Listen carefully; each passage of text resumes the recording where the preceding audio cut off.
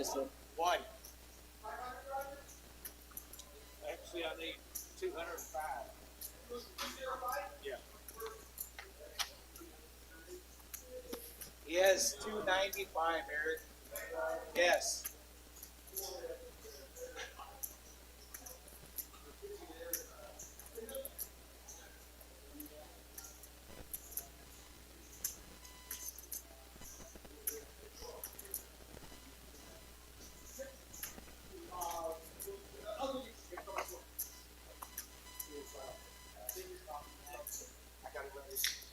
I've got ones. I've got ones. You want to sell right there?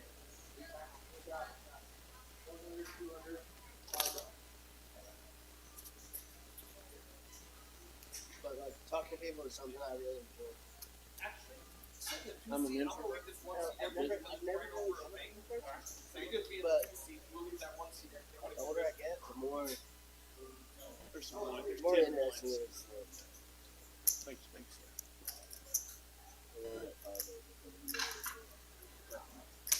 Mac, you want some more ones? Yeah, I'll take some. That'll be okay? This would be great. There you are, sir.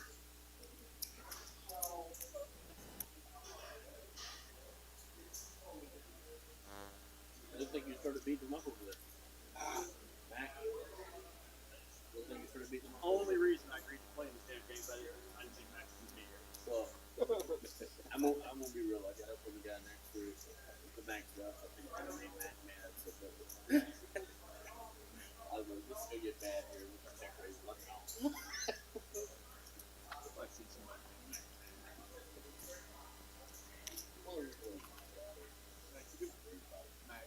Max, you've been playing at Peaks in?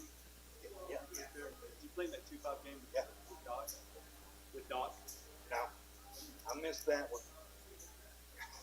I played this past Sunday on the 1300. It had been 13,000 if I'd have played the week before. I know. Some bitch. Boy, and I like Doc. I love playing with him. I hated seeing that happen to him. Well, he does it to himself. And we've had countless talk, and I'll tell you where it comes from. I mean, I know that. I mean, obviously, I work for him. I've known him I forever. didn't know that. Oh yeah, I work for him. He's got that doctor ego. He's never wrong. You know what I mean? He plays too. He plays too many hands. He tries to play everything. Damn. And I'm awfully glad he's a doctor. I'm sure financially he's okay. Because You can't keep doing that. He's gonna be okay. no. He dropped what, 17? Well, he's dropped 20 grand. Well, since he came and played here with me the first time, in 6 live streams, he's down about the live streams and the cash I've seen after about 32,000. Playing 1-2. And first night he played, he bought 8 pizzas. He brought Super bottles of brisket. brisket. Oh, yeah, I love working for him. Believe me. Team, baby. Yeah. That's why it just made me sick seeing that happen. I sit there and watch it, and I'll say something the next day, and I was tired. We need to put our phones up. Yeah. Do me a favor, young man. Yes, sir. Set this one beside you. Absolutely. Thank you. Yes, sir. Thank you.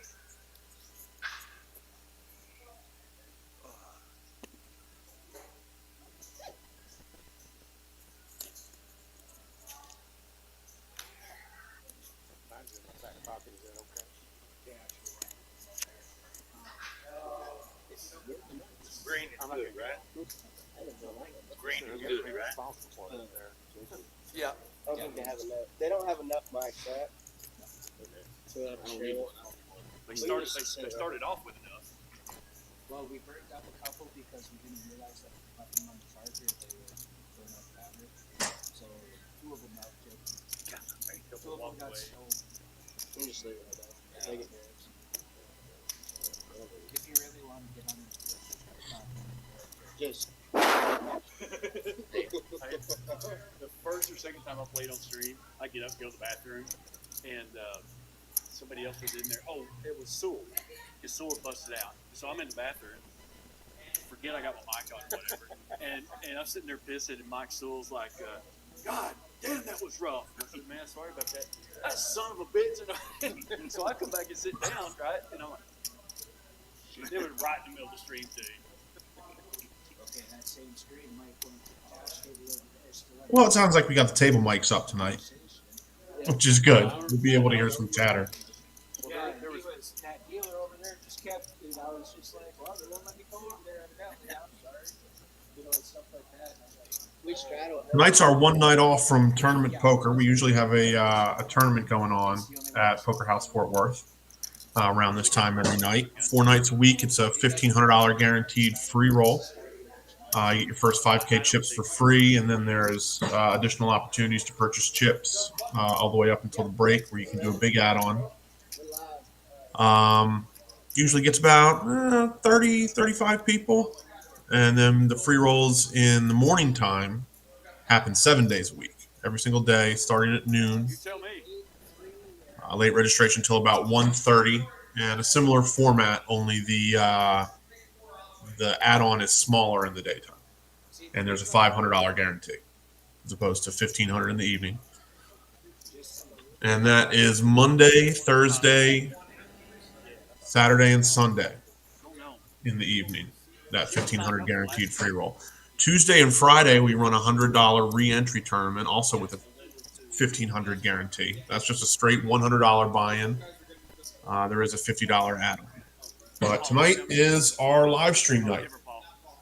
You usually find us on Wednesdays around this time. We just get some folks together, folks that want to play 1-2 with a 500 cap in this case, but we've featured some other games in the past. Even Mac. Hell, I love Mac. And away we go.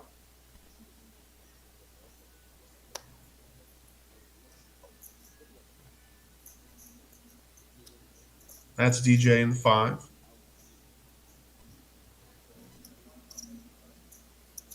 Got Eric and Lane, who's also a local regular. And Mac, who we've seen a number of times before on the stream. Lane, Mac, and Roger take it 3 ways to a flop.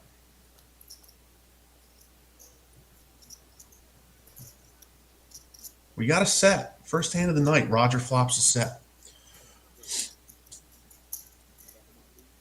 That'll get him a leg up on our Fortune promotion. You got a 4-hour period to make 4 different kinds of hands. You got to flop a set. You got to make a straight using both hole cards. You got to make an ace-high flush using both hole cards. And then you got to make a full house. And you can do those 4 things, you win the jackpot. Jackpot right now, I think, is about almost $400. It goes up every day. And some people say flopping a set is the hardest one, but it turned into a boat by the river here. And so that's what he'd get for the Fortune promo. He'd go up on the board with a full house. Takes down a nice sized pot against Mac, who flopped a pair and was a non-believer.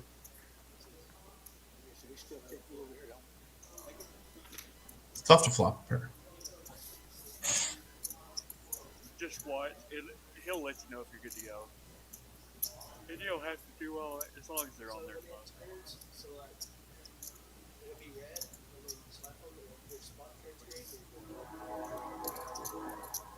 So Roger's got a full house. I think the period ends at 8 o'clock.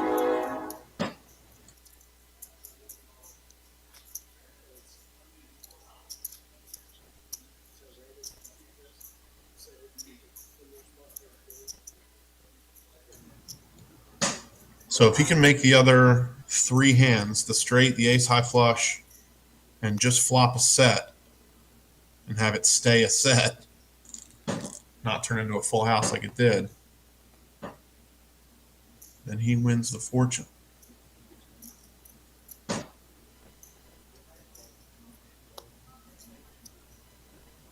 Looks like we got a regular 1-2 game going on in the background also. Makes 2 games tonight. Seats open at this one. It's the kind of thing where you can just come on down, get your name on the list, sign up, sit down, join these guys. So maybe if you study them for a half hour.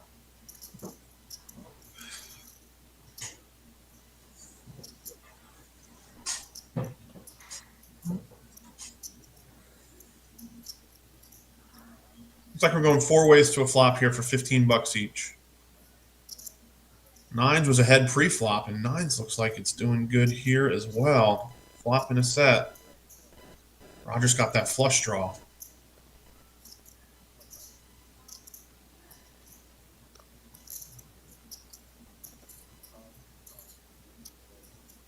Mac's still in there with an up and down straight draw, but the hearts don't help him. But he does make it, which is just good, clean living, really. With the 5-4 on this board to be calling bets and making the best hand. Was it 40? What more could you ask for?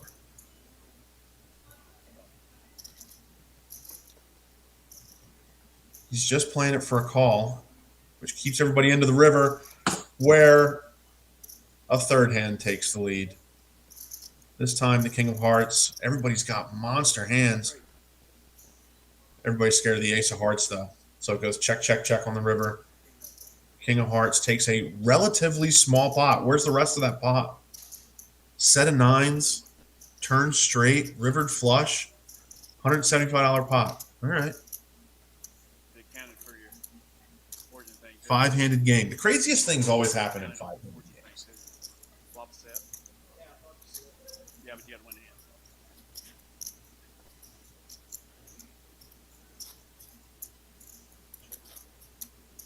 I think the last time I made a 2-card royal, it was in a 5-handed game.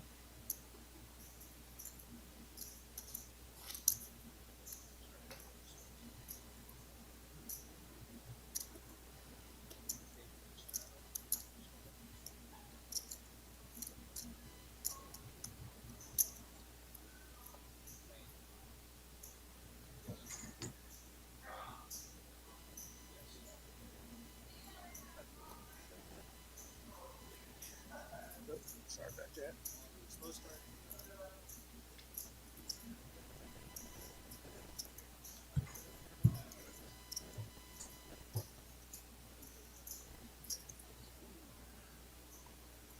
Eric makes it 40 bucks with the Queen 8 offsuit, and Lane's got aces. We've had some hands. We're only 3 hands into this.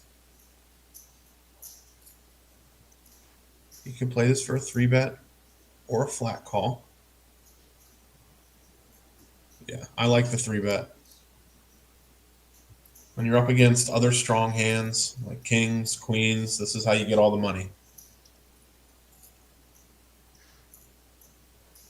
Lucky for Lane, Eric has opened to 40 with Queen 8 offsuit, and so he's not interested in folding.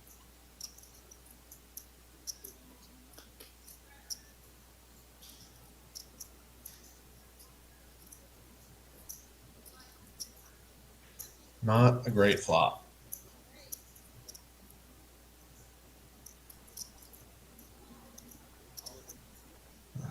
He does what he thinks he's supposed to do, and what he is supposed to do against anybody who's got a reasonable holding. Obviously, the Queen 8 off, you'd love to have them see another card and maybe turn a queen. But win a small pot, lose a big one. That's what aces are good for, right?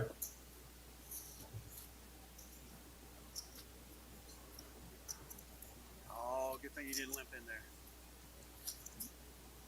Yeah.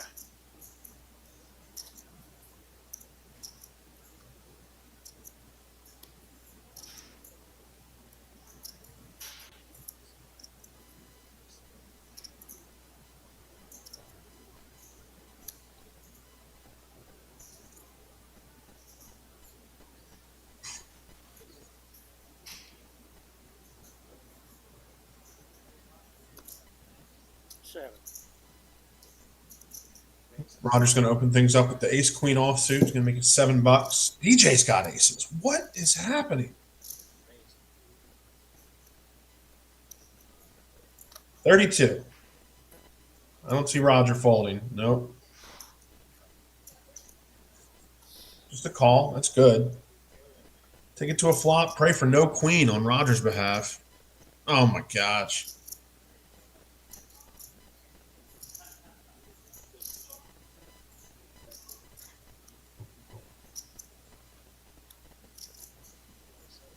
DJ C-bets gets check raised by Roger. And then reshoves right away, which gives Roger something to think about. Not too long, though. Are they going to show each other the bad news? No? No action? No business? One time. Here we go.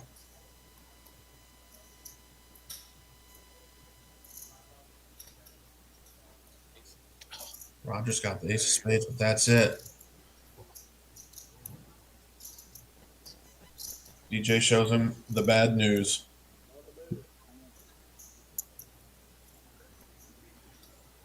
He did pause for a minute.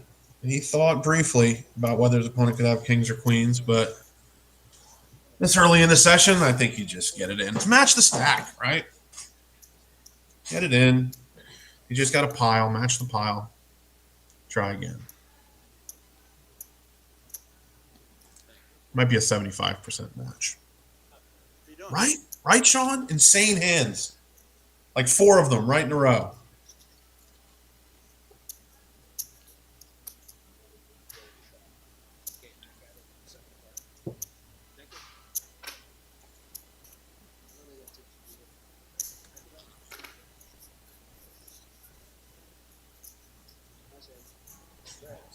Good. I'm glad you guys are having a good time. Watching DJ stack his chips.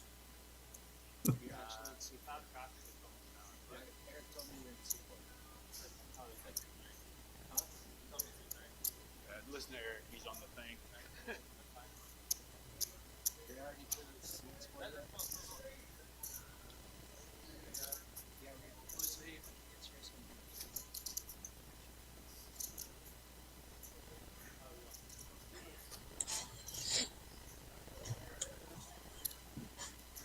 So we played 4 hands so far. Let's see, what do we have? We had a full house. We had a set that turned into somebody turned a straight and then somebody rivered a flush. That was hand number 2. Hand number 3 was aces. Hand number 4 was aces. Brett, nice to meet you, sir. This is hand number 5. I think yours is. Yeah. Don't let the thing fool you. And here we have Scotty Vippin in the 4. Welcome to the table, Scotty. He opens it up with the king 7 off. He's a welcome addition. Eric's in there with the king 10 of hearts. Not bad to play for a call and take that one multi-way. Roger flops the best hand.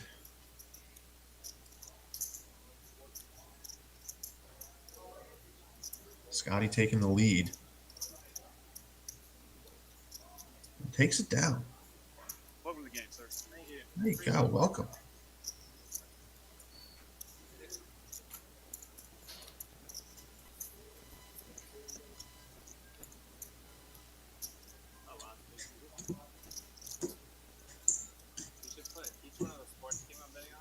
Yeah, each one. Yeah. See how much money I'm losing. Yeah, you wouldn't be distracted at all. Would you want your parlay? I think Scotty is admiring our giant 14-foot television against that wall there, which is really 4 televisions put together. 4 of our many televisions in the poker house room.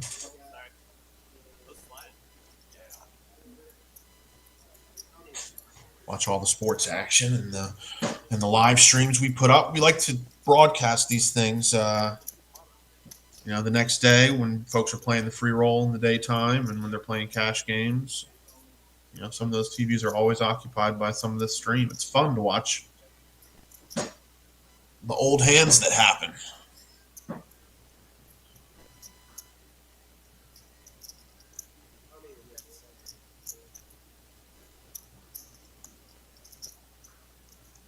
So Roger checked his queen, and the bet comes from Eric with ace-jack. He would have expected it to go the other way. Roger's not going to give it up. And certainly not now when he turns 2 pair. All he needs to do is dodge a king on the river. Action goes check, check. No king. Roger's probably going to go for value here. I can't imagine that Eric is going to pay him off unless it's super small.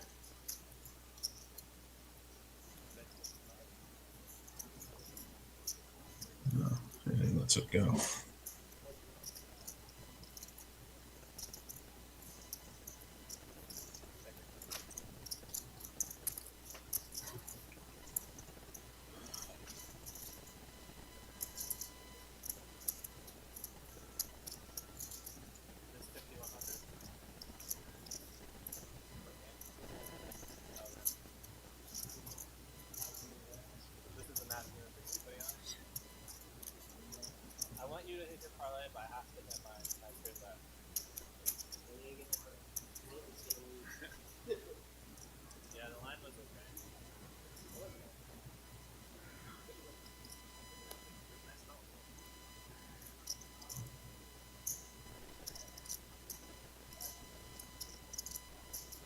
Scotty Vippen limps in the ace-10 offsuit.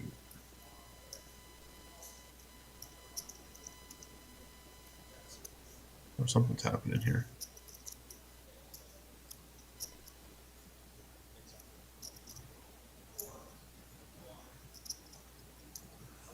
Roger looked like he tossed his hand for him. That doesn't make sense.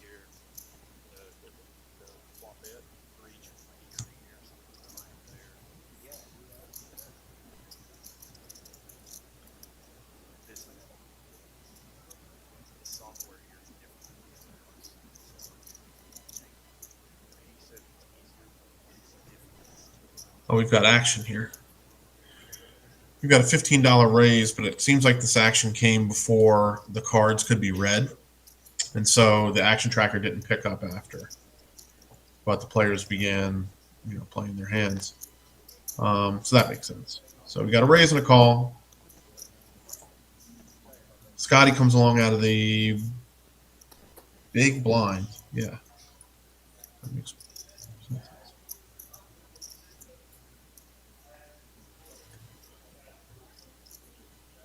So a pretty dry flop, honestly. Lane has cards, but we don't know what they are. And he's betting on a board where his opponents don't have any piece. He could just have a king.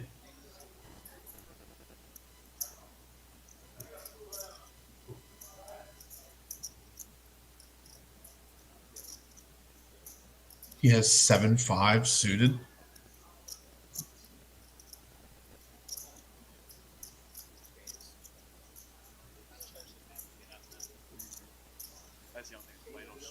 That's pretty good. If he's got 7-5 suited, that's and I believe he could. It makes sense, honestly. He knows he needs to bet at this flop to at least try. Oh my gosh, terrible turn card for his plan, for Lane's plan. Great turn card for Scotty. Scotty's not going anywhere now. Tells me he's going to call him one time. We've all heard that before. And checks it to him on the river. Is Lane going to fire again? He is. $60. Is Scotty going to believe he has a king? There's no way.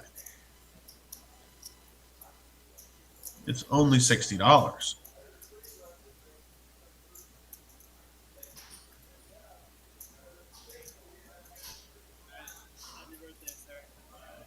Yeah.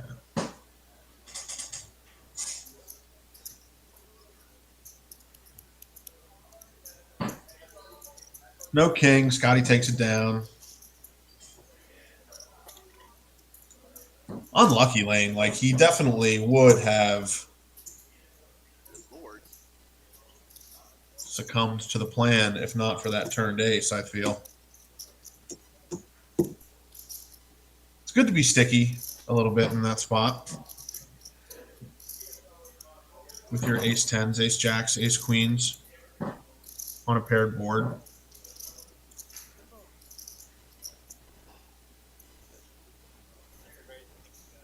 It is. It is.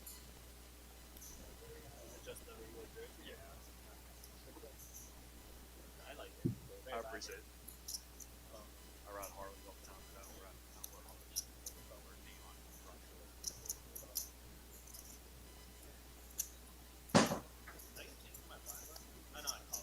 Got a couple limps here. Everybody has seen the damage early on. We're going to play a perfectly reasonable limp pot. This is a flop for the ace-9 of spades that Roger has on the button, which might have been able to get a raise in pre-flop, but you can play it for limp too. Checks through. You got to build some kind of pot. Still checking. Man, this board is all Roger, but I'm just going to play a small one here. Mike could. Got Mac to call a little bit of money along the way. He don't even call now. But DJ will pay. That's because it would have been an overcall. That's right. DJ's got the ace deuce. So he'll pay to see it. But Mac along the way, might have paid a little more than $15. Yes.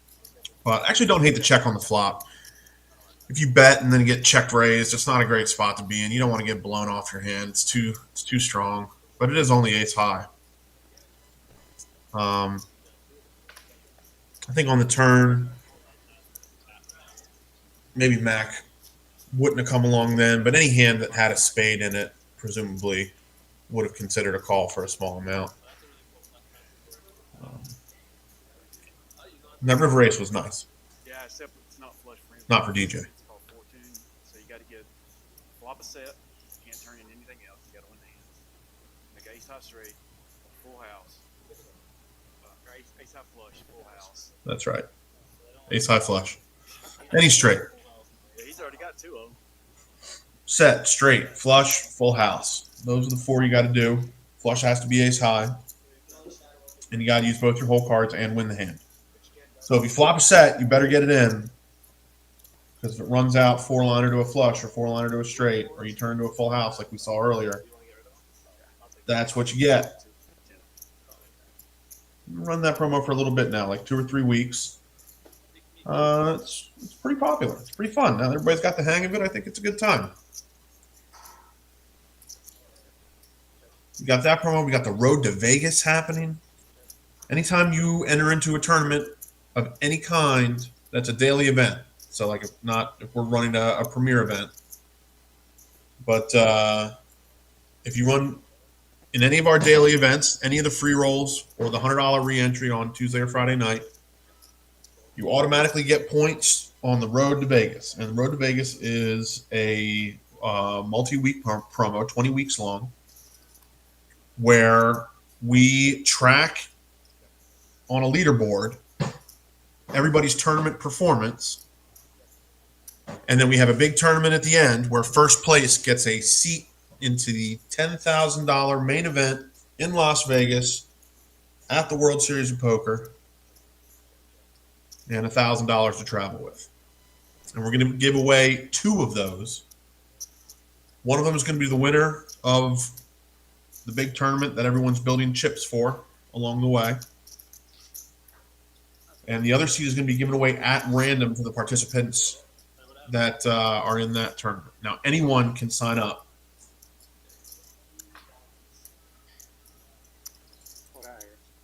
And there are probably going to be multiple flights because we do have a number of players that have come into play at least one time. But we're giving one away at random. We're giving one away to first place.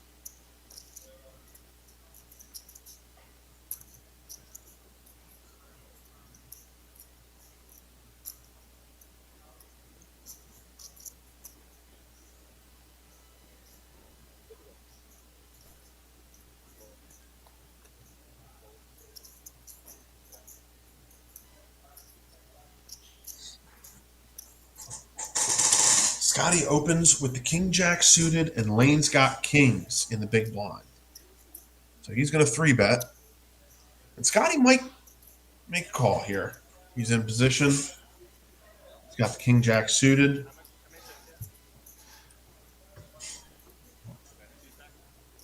You might think that he can rip it, maybe.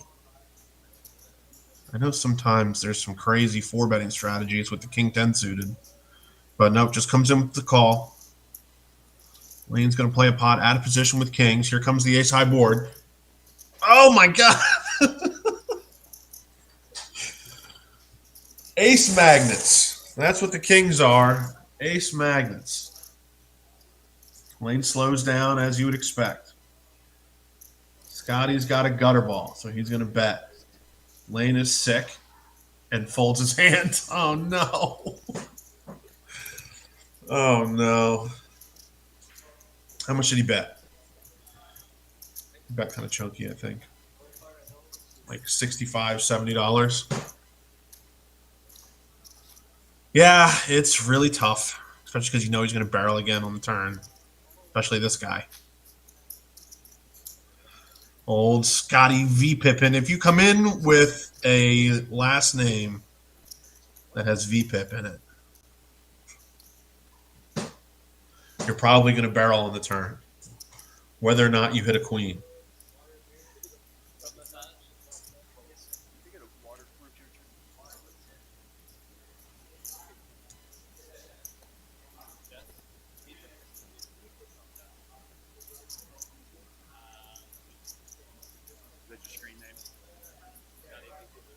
Mine was Knit Daddy.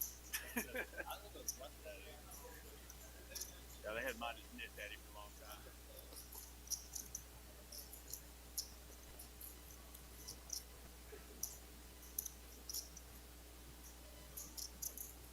Another Scotty and Lane pot. Oh my gosh. Yes, they've got it up there on that other board. On that board, they've got the little board.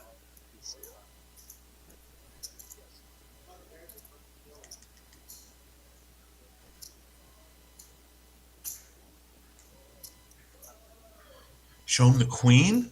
Oh, you ended up showing both in the end. Okay. I was going to say. Well, that's going to make Lane sick. As it would make anyone sick. Especially considering the run of hands.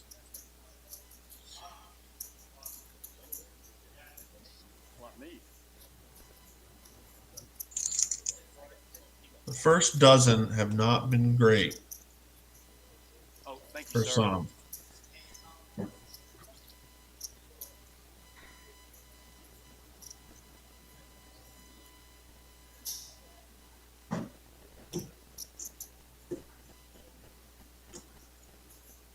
I'll tell you where else we've got some morning tournaments. Is down at Peaks. Poker House Peaks. For those that are unfamiliar.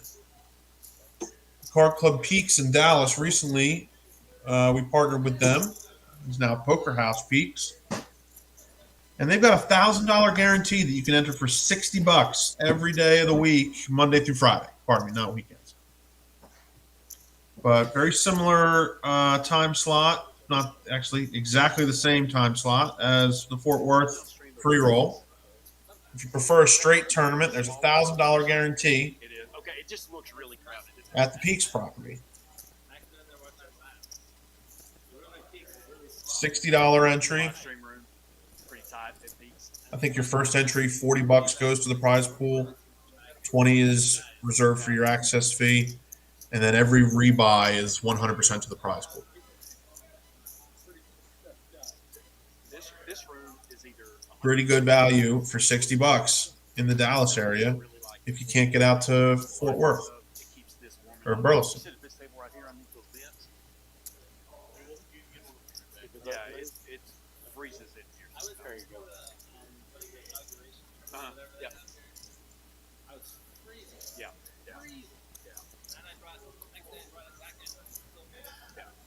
Yeah. It gets cool. They just need some electric stands, but it's nice, big, clean.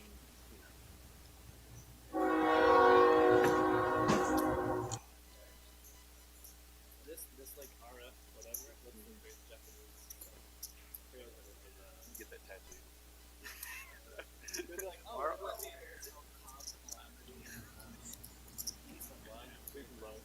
That's an art reader for Poker Garden.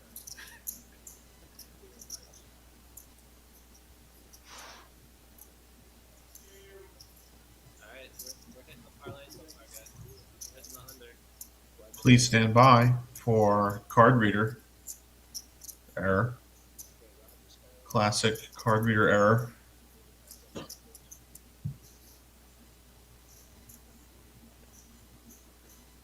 Those of us familiar with poker live stream operations have been dealing with card reader error for the better part of a decade. All right, everybody is free to fold now. The card reading is complete. We've got a limp pot here. Roger's got the ace-10 offsuit, probably the only hand that could have potentially considered opening for something more than a limp. He is in the worst available position, though, so you can understand why he would just come along. Does flop top pair.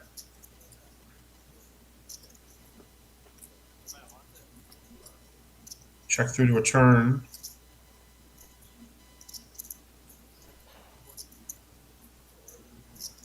Roger leads out. Might get some action from Lane here, who's got a pair and a gut shot.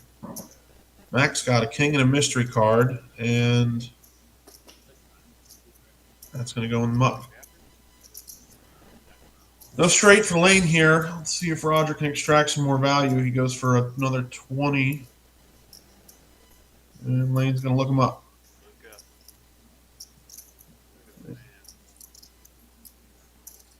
Top. Good.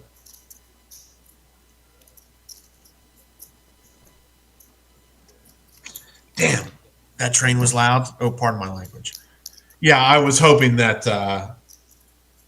sometimes when I'm on Discord or Zoom, the people on the call will tell me that they don't hear the train go by. So I was hoping that you didn't. I'm actually doing remote commentary right now from my living room. Sort of a last-minute addition to the production, which is also why I'm here talking with myself. But, I've been doing that my whole life, so hopefully we can all have a good time.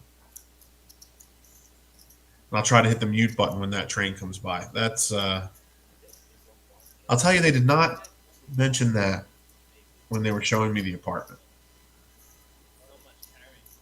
Rough. Look at Luca. Watch that.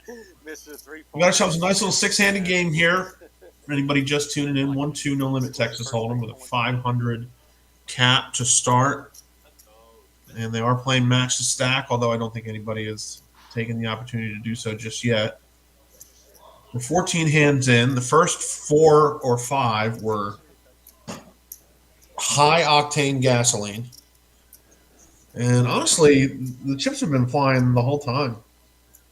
You had one or two limp pots, but we're having some hands. Got another 3-bet after an open from Eric with the queen deuce offsuit. Again, Eric not here to fold.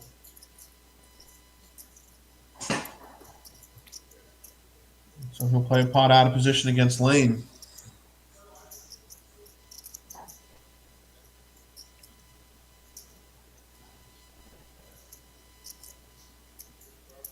Eric starts things off with a check.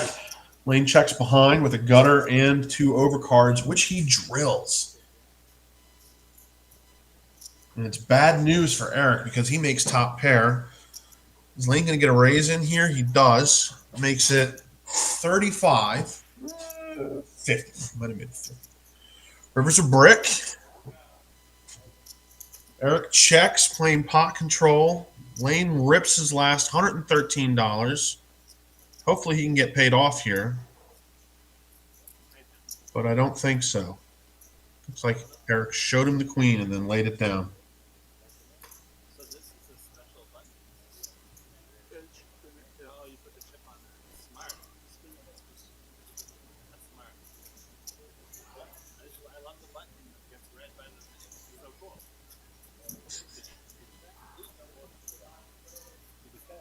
Yeah. Very cool. Also, the table is really nice. This must have cost at least $100. I think it's 150.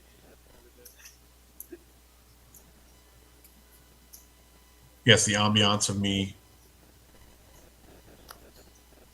shouting in my living room.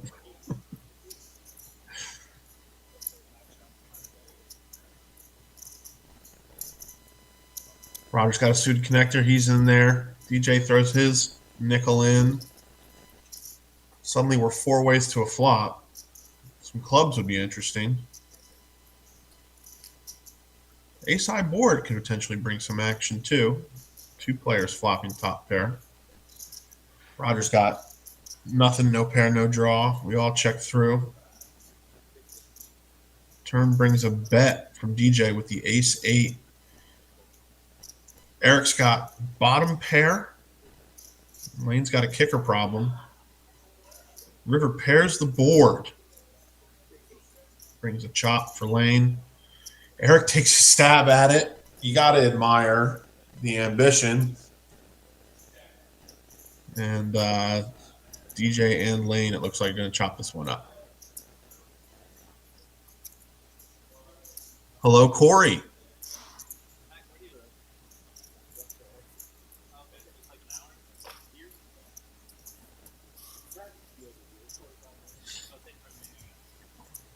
We rode out there Sunday. Went to Ennis. Rode around out the Blue Bonnet Trail kind of thing.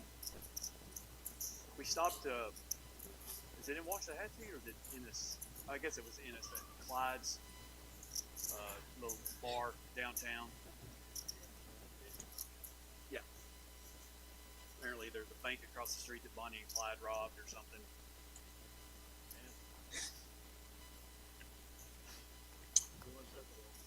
Pretty little ride.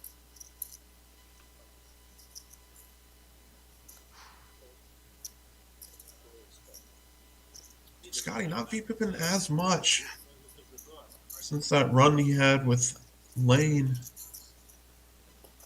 Roger's got another suited connector. DJ's got another ace.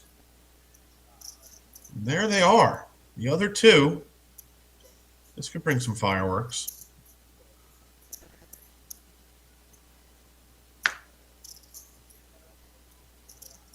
Just a call. Playing it smooth. Anybody gonna make a boat on the turn? That's a chop pot. Here comes the check raise. Still no.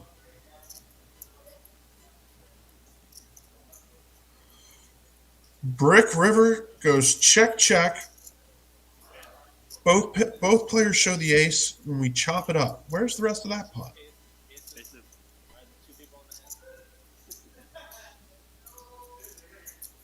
All right. People have seen some damage early on. Starting to adjust. Was what it was. Wasn't proud of it.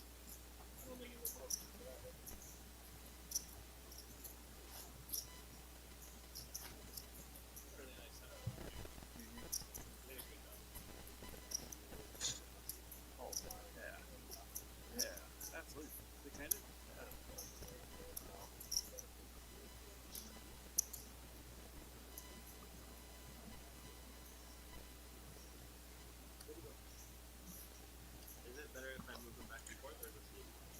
Every 2 suited cards apparently for Roger now, including the 7 deuce. Scotty V Pippin folds ace-5 offsuit. Oh, no, I don't mind them. I'm just. Perhaps executing the come in blasting, win some hands, and then tighten right up, try to get paid off your image strategy. He's the only one not in the hand. We go 5 ways to a flop with a limped pot. Mac flops a boat. No one else has any piece at all. It checks through. Anybody going to make a pair on the turn? King. That's got a problem written all over it for Eric. Mac's double checking. He says, what the hell?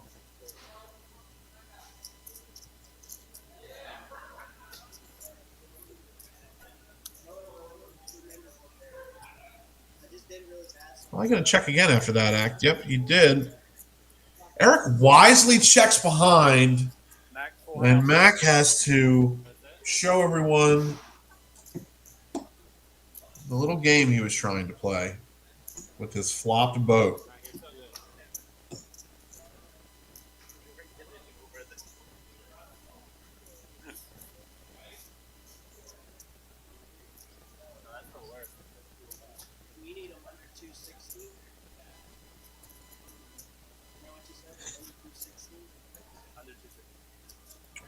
Here's the stat that matters most. It's the VPIP stat. Lane is leading the pack with 82% across 17 hands. Now, really, I've heard that you don't start to factor in things like VPIP until you get to like 40 or 50 hands. You got a good sample, but I don't see this slowing down anytime soon here. So 82 is our leader. We'll see how that stat progresses throughout the night.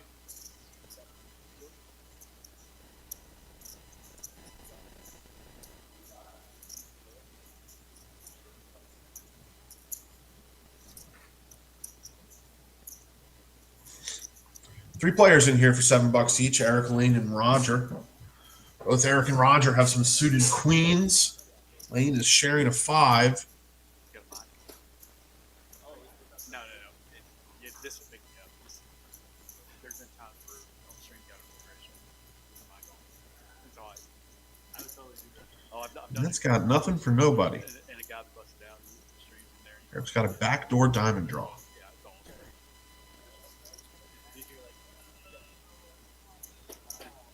First better wins. Talking shit about the game.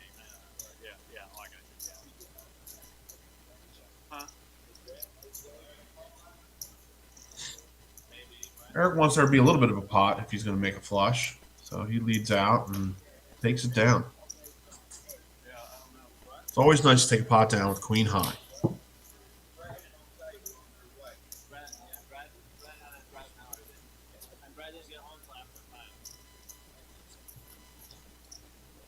Zero pre-flop raises from Mac tonight across 17 hands. That's interesting.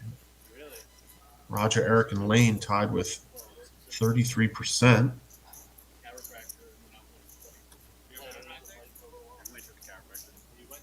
DJ doubled up early, so he's been holding on tight a little bit here.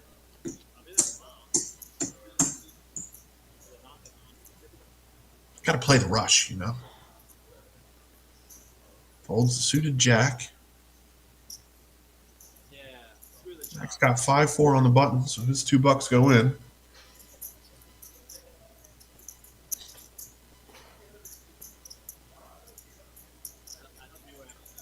Three-handed here to the flop.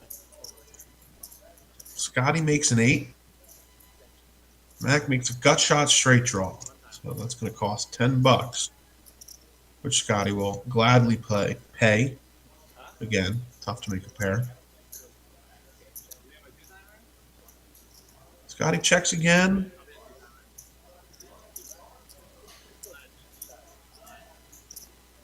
Mac bets 20. Scotty calls. River is a deuce. Scotty checks. Mac bets $75. I think Scotty wants to know why so much.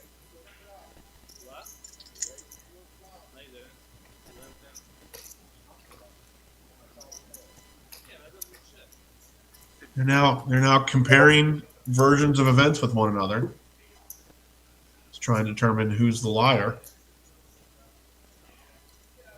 This time it's Mac.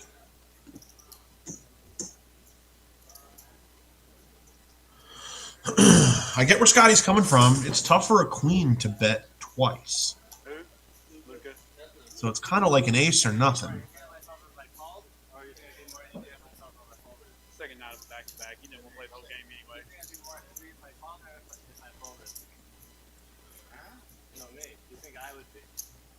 Scotty has some table talk.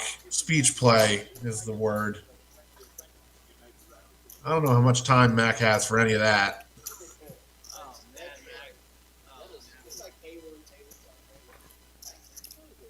Mac limped in, so if Scotty didn't figure him for an ace and didn't think a queen would bet twice,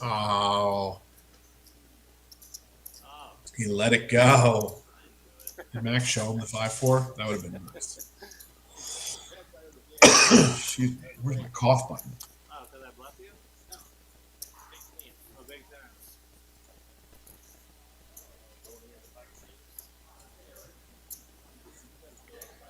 Yeah, he folded the set of jacks. I saw that on stream. Is that true, Sean? Never ever raises? Broadway was out there. Maybe he plays that way sometimes. It can't always be that way. There was a king how straight was out there, except for, yeah. Yeah, to a straight, yeah. I saw that online.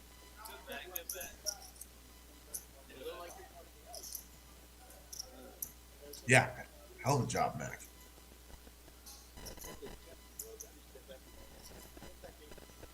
When he showed me his hand, I was like, oh my god, if you fall this, I was like, that is a terrible fall. But I didn't want to say it. Let's go. I can see a fluff for free. Mac's having to do all the work himself. The dealer's not helping at all.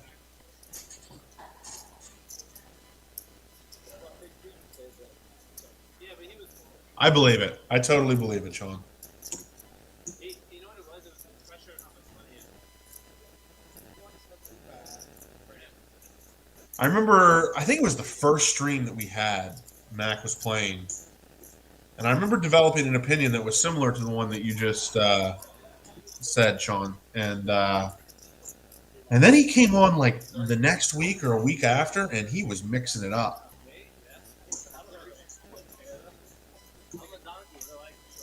I was very impressed.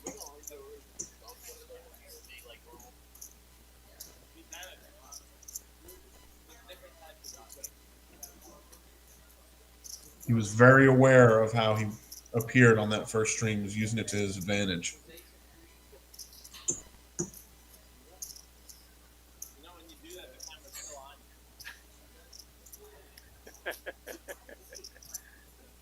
you. David. That guy? David. David.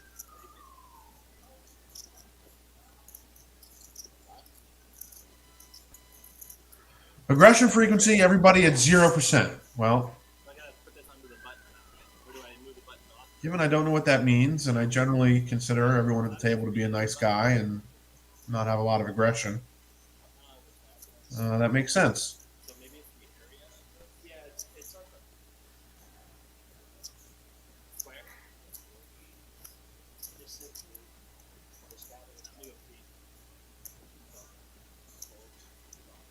Ooh, we got a player in. Always good to see player in.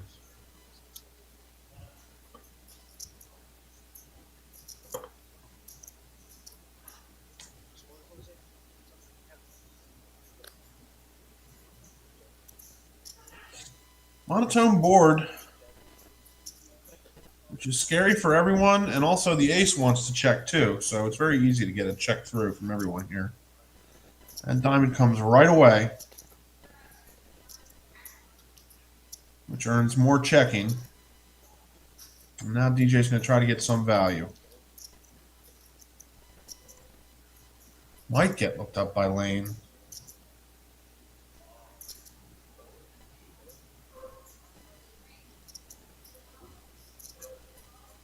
Ace high flush. I know. Looks like it. Shows him the ace. Collects a small pot. Nah.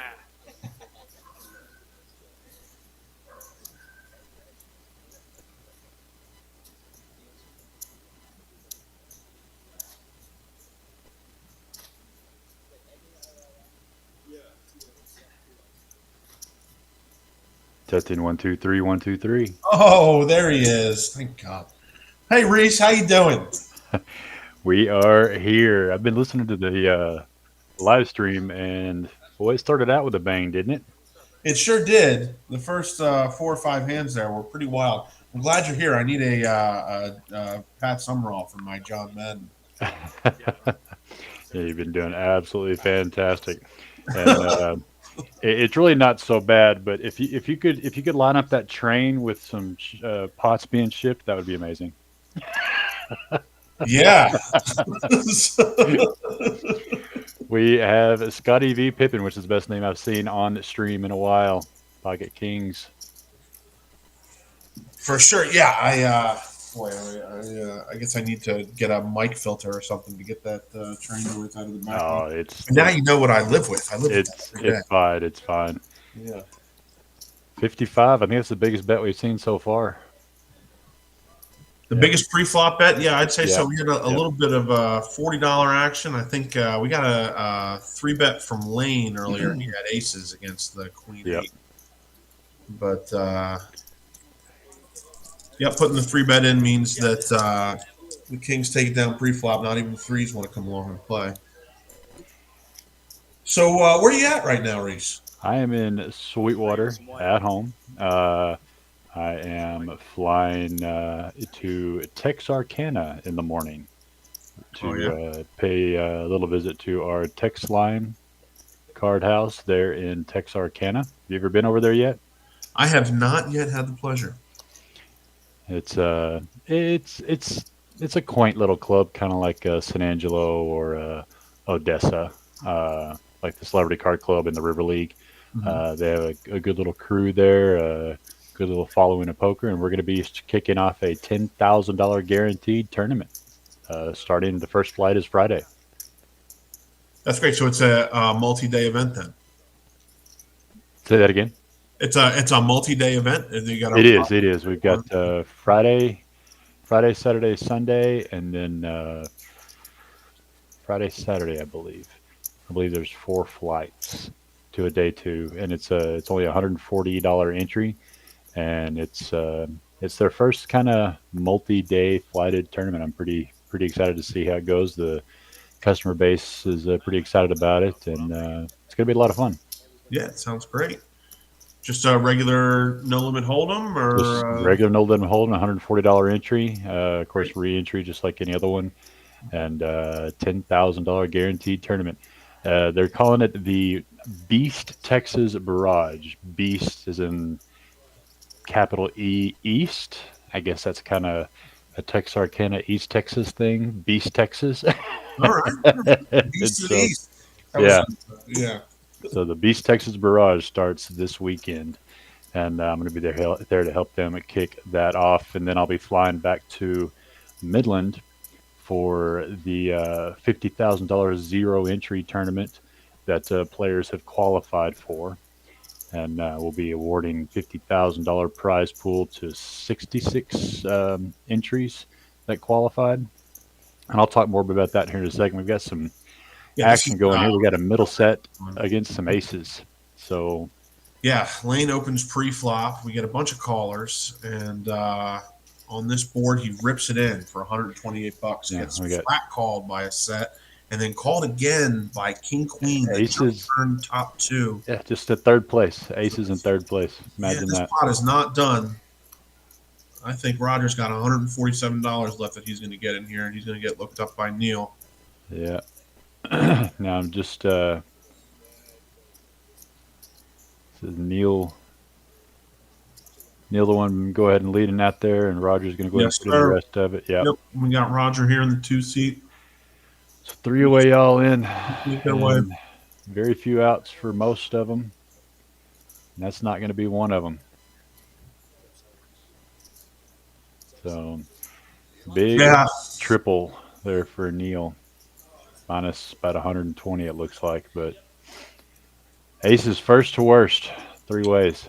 Yeah, and that's kind of been how it's how it went here for about 25 hands or so for Lane. Unfortunately, took the worst of it for the majority. Yeah, the second time he had aces, it didn't hold up. Yep, that is unfortunately how it goes sometime, and just the absolute worst turn card for Roger to get the rest of his chips in there. It's kind of hard to lay down Queen King on that board. So no, you wouldn't. You got my money. Yep. If you got a set, you got a set. That's what you basically have to do, especially with as big as the pot was going 3 ways. You're just not going to have the ability to lay that down. But yeah, back to the Kojak's $50,000 zero entry tournament. For the last 3 months, the three of our West Texas clubs, Kojak's, River League, and Celebrity, have been doing qualifiers to where you can get into a zero entry tournament. They would earn chips into the qualifiers based on participation, similar to how we're doing the Road to Vegas in Fort Worth. And then we had 3 qualifiers, one at the end of every single month, one in January, one in February, one in March. And then the top 15% from all three locations are all meeting back this Saturday to play for the $50,000 prize pool. So it's a pretty fun little tournament. And we have that wrestling belt. Did you ever see the wrestling belt? Oh, I think I Online, did. the Yeah, picture? yeah. Yep. The big WWF belt. Yep, that's the belt that moves around to the different clubs on this tournament. So we'll be That's so. finding a new home for the belt or taking it back to Odessa, depending on who takes home that first place prize of $15,000. We have to get something like that going with the poker houses. We got 3 out here now. Are you? How close are you guys to each other out there? About an hour and a half apart. So yeah, it's and yeah, so we're all three pretty close over here, close enough to where we can get together a few times a year and do something nice. Well, that sounds awesome. We do have 4 line to a straight here. Yeah, I don't think you're going to see any betting here yet. Just turn over. It's going to make you go check. Eric will take it down with top pair.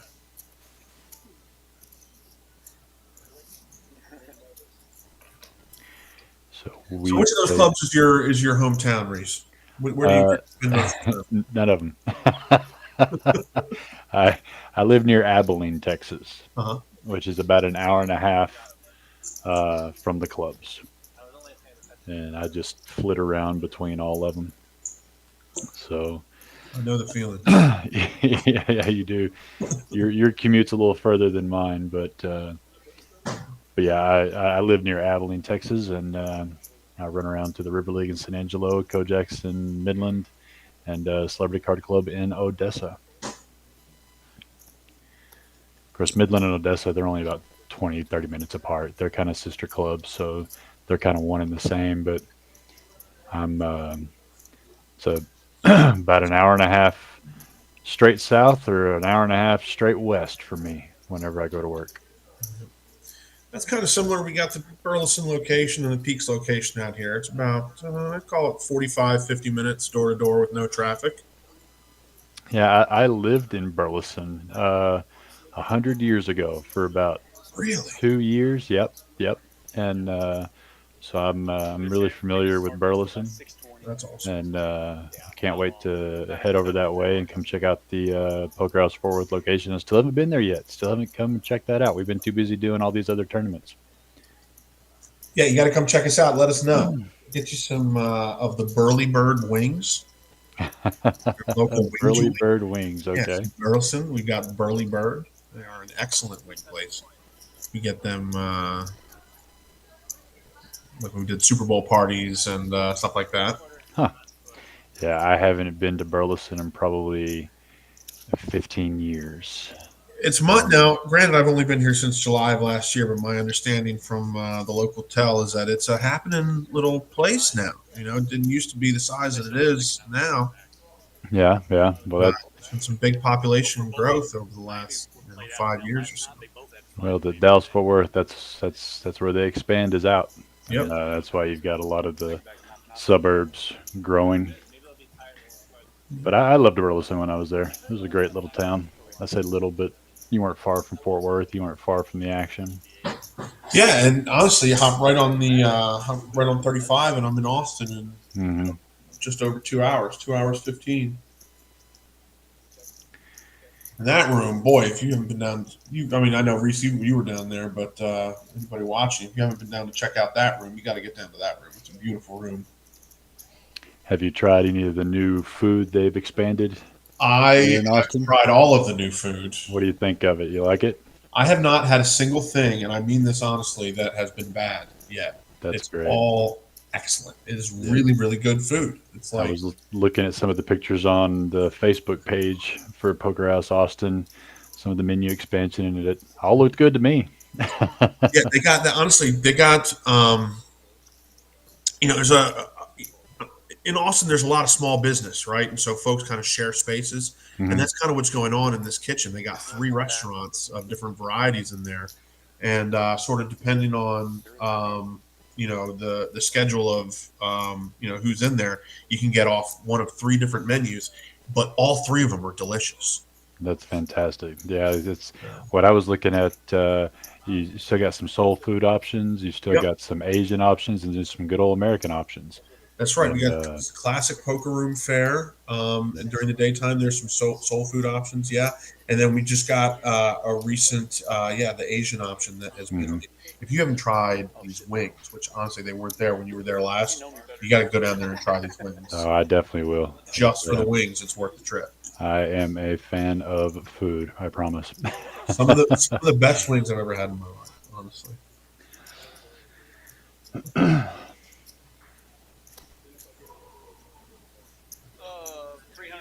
$397 right now. Or a lollipop if we could. So we have hand. We're about an hour into the stream. Hand at number 27. Been a lot of stacks move in the last hour. Like I said, I was listening even though I wasn't quite home yet to hop on. There's a lot of action, and these 1-2s tend to be that way, but they're not quite as big of swings as you get in some of the bigger ones. But you still see your swings, and you still get the Texas heads up 10-15 pre-flop, 4 or 5 people calling just like you see here. Oh yeah. Oh, yeah. Everybody in for $15. In for 2, in for 15. Yeah. And we do have 2 new faces over the last 20 minutes or so. That's our 8-seat, Neil. And our 3-seat, I believe his name is Jose. Okay. Just Rogers betting the world here and not going to get looked at by anybody. Yeah, we're running 15 minutes in the past because of the stream, but there was some open seats. So if you're in shot there of Burleson and you're listening and watching this, there might still be a seat open for this stream game. How long are we going to be streaming? A couple more hours? I believe until at least 9:30. You probably Yeah, a a few couple, hours out of this. At couple least. more hours. Yeah. And that goes for every Wednesday night. Honestly, that's how we build this thing. It's just sort of first come, first serve. Get on the list. You put it up about a day or 2 in advance, and that's the kind of experience that we're trying to foster here. I'm not too worried about any viewership or AdSense revenue or anything like that. The primary concern here is providing an opportunity for folks to come on down and play, and then watch themselves, go home and watch and see how their opponents played and see how they played and get excited about playing with their friends, and then come on back and do it again the next week. Oh, yeah, absolutely. I mean, people watch live streams from all over, and it's kind of a thing now. And it's the live streams that you watch and some of the other channels. If they're cash games, the buy-in's $1,000, $2,000, $5,000, which is fine and dandy. But something like this, this is a 500 max. Yeah. This is for anybody. Come in and be on the live stream. Yeah, and I was saying earlier that it's a match to stack. I don't even think it is. I think that the match is not on tonight. Sometimes we do play with the match, but just a straight $500 buy-in. Low stakes stream opportunity. Guys like DJ, we see a lot of. Mac, a lot of on these streams. Neil is a regular in the room. I've commented on Mac many a time. Mm-hmm. Because I think I've been on this stream 3 or 4 times, even though I haven't been to the location yet. So Mac is a familiar face for me, in the same seat, no less. Yeah. Eric going to take a stab at this pot here that nobody has anything to do with. Neil probably going to posture and go ahead and let it go. Mm-hmm. They both would have been looking for a 3 on that river. Yeah. Eric was the one who was showing the initiative to try to pick it up, though, without having to get lucky.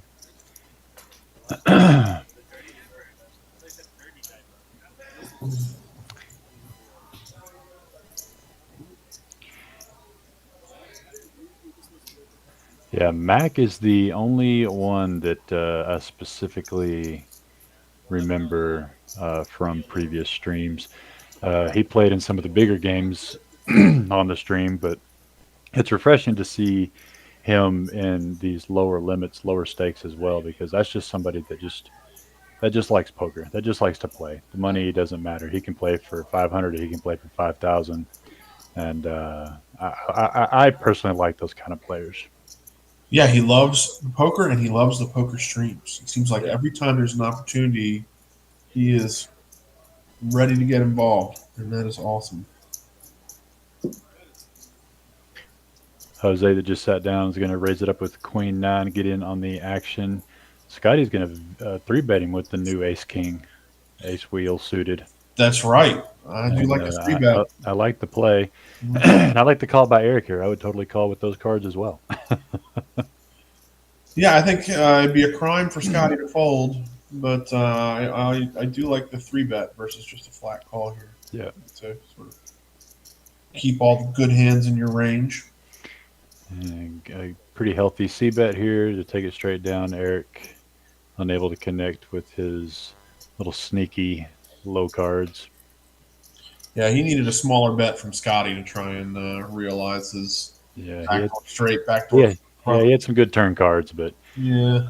But props to Jose. He took a stab, in late position with the Queen 9 offsuit, just to try to take control of the hand. But when you get 3-bet and then someone else calls, he got away from it, and I respect that.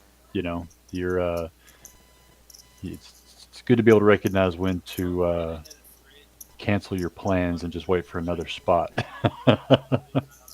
Yeah, if you never fold when you open and then somebody 3-bets you, you're probably playing too many hands. Yeah. No, he made a move and bailed out. You're not opening enough. If you're only opening the stuff that you're not going to fold when somebody 3-bets you, Yep. then you might not be opening enough.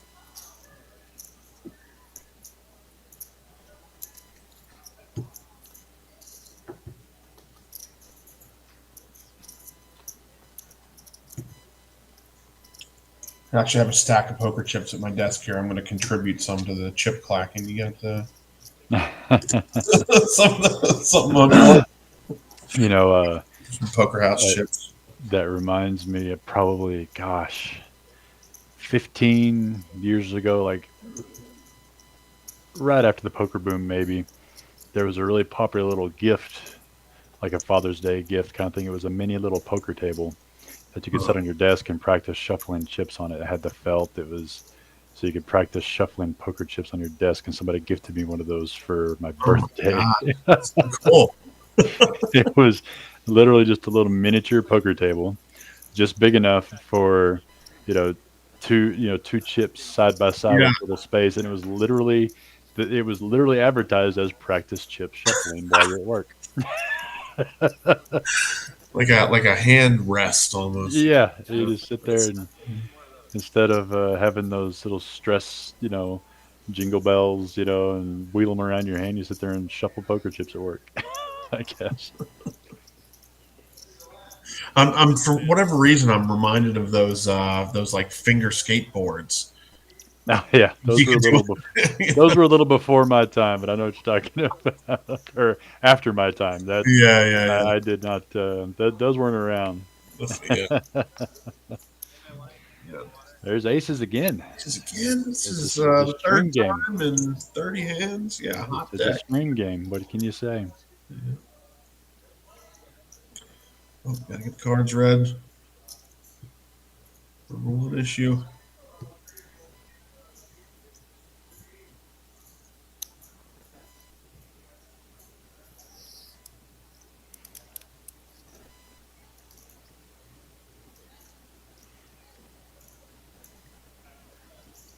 There's a quick look at the leaderboard. Neil, the biggest benefactor of the day so far, doubling up almost to 986. And that set of sevens.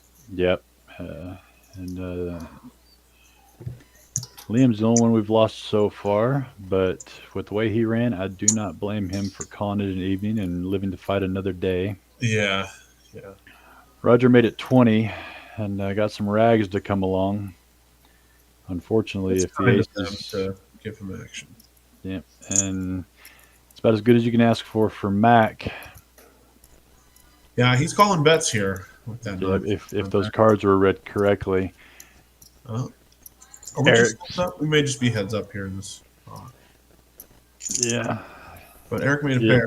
No. Backdoor flush draws. Mac did lay it down. Yeah. This might be a bet fold here. Yeah.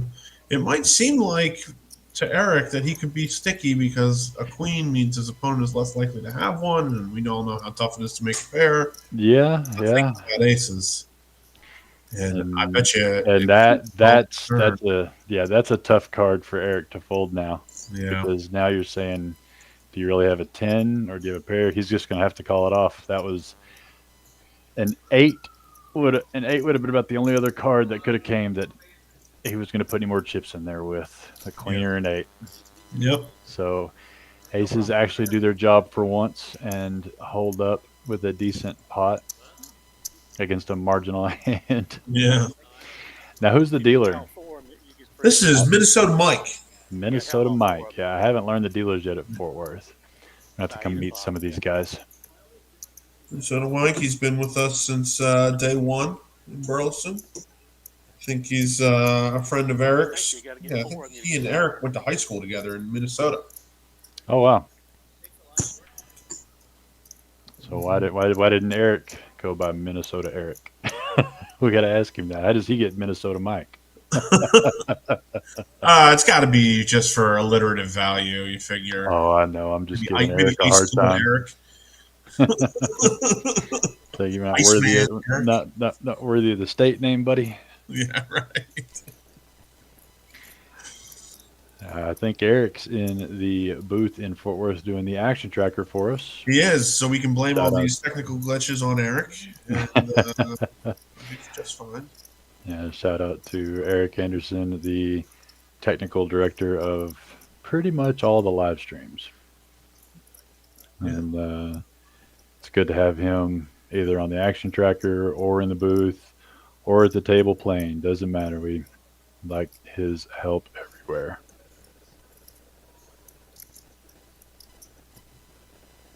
Now I got to know what we have here by points.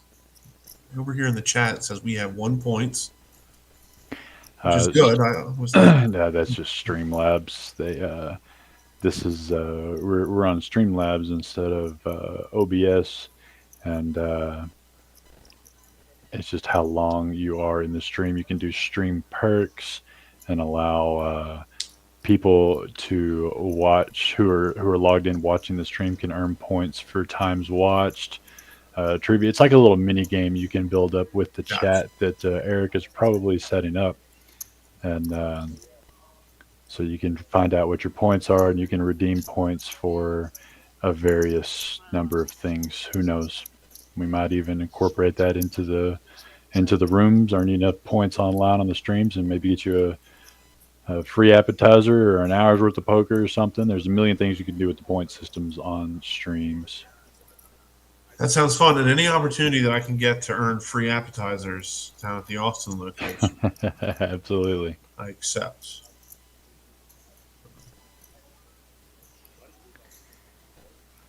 They even do a cheese curd. Cheese curd. I don't think I've ever had that.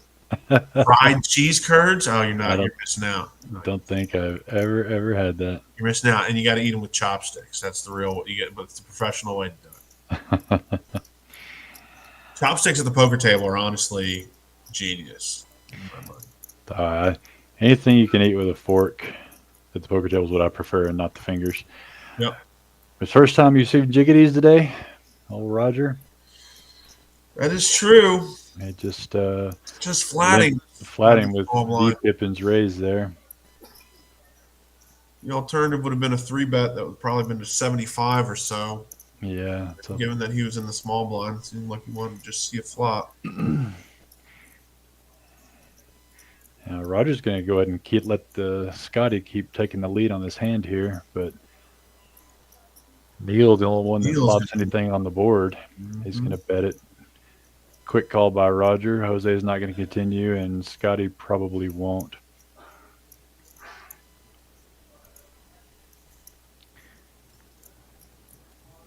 Unless he's thinking about something nefarious here. Oh, a raise there would have been amazing. Yeah, right. Let's see if Scotty can pull that off. Does he have that in his bag of tricks? He raised pre-flop. He can show the rest. Oh, he does. He read my mind. What a beast. That is amazing. Amazing play. puts Roger in the blender. But he's cutting it out. What do you think? Can you call that with jacks here? Well, Pre-flop he razor, checked check himself raise. in that situation here. Hey, coming along. I think if it was anybody other than Scotty VPIP, Might have worked. you might have considered laying it down, but I think he's just going to play pot control the whole rest of the way here. Well, if Roger checks here, Scotty better bet at least 200 right here. So pot, Otherwise, it's game 5, over. yeah. But it's hard to do with Scotty because, I mean, Roger's only got a 10 here. You know what I mean? Yeah. I mean, it's hard to keep betting on this, but he's going to do it. I love the heart. I don't think it's quite enough to get him off of it. Oh, Oh, he did! Right away. Fantastic work, This is a Scotty. man that does not like jacks. You can tell. That's Yep. that. Yep. Always losing with jacks. That Scotty's going to look back at that hand with pride. That was well played.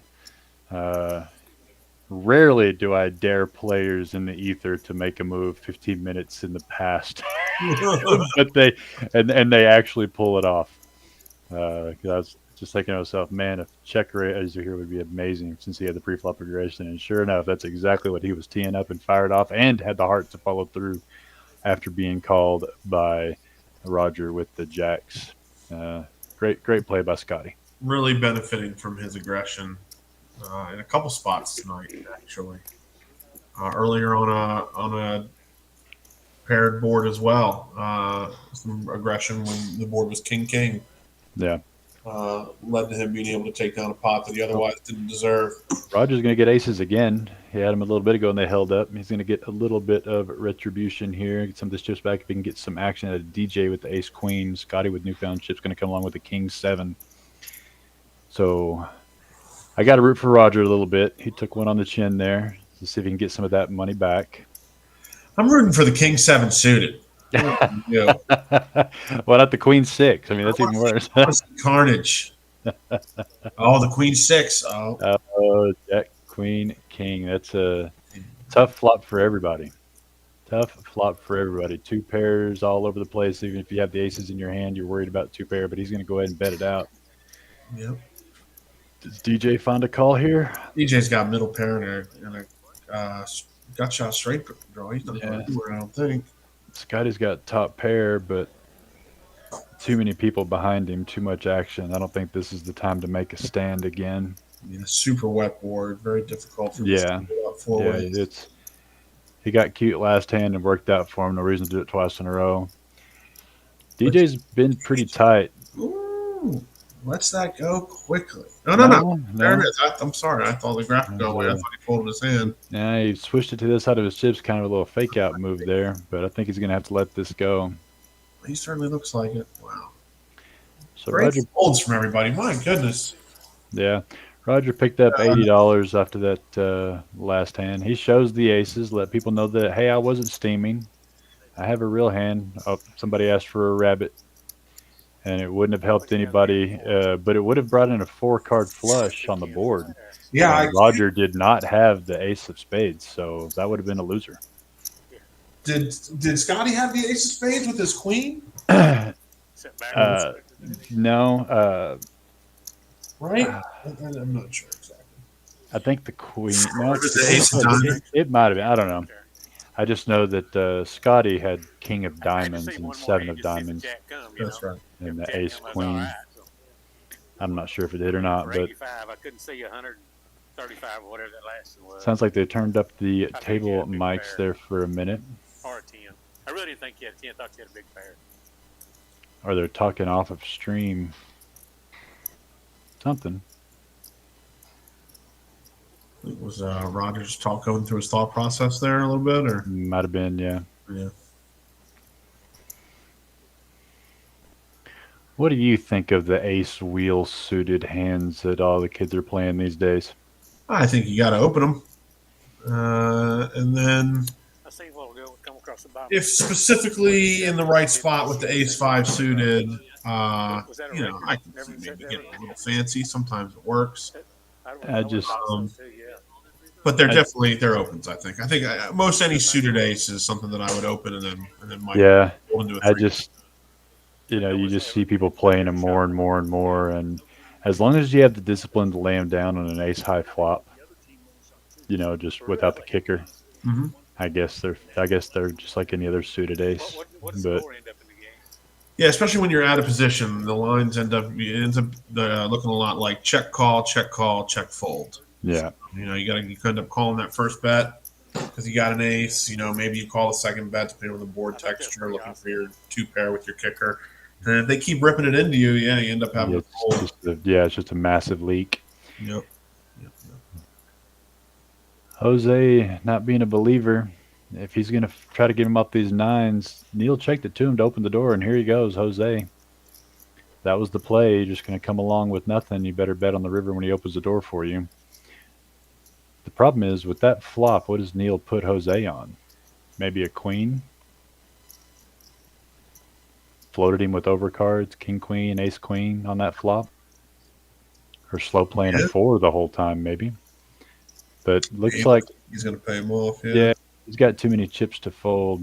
Jose didn't quite bet quite enough, I don't think. 55 Yeah. to 150. Yeah. Good move by Jose, but didn't quite bet enough. If he'd have gone to a half, closer to a pot size bet, that probably could have got Neil off of there. But you got a guy who's had some really good run on this stream with a lot of money in front of him. You got to get him off of that with a little bit more.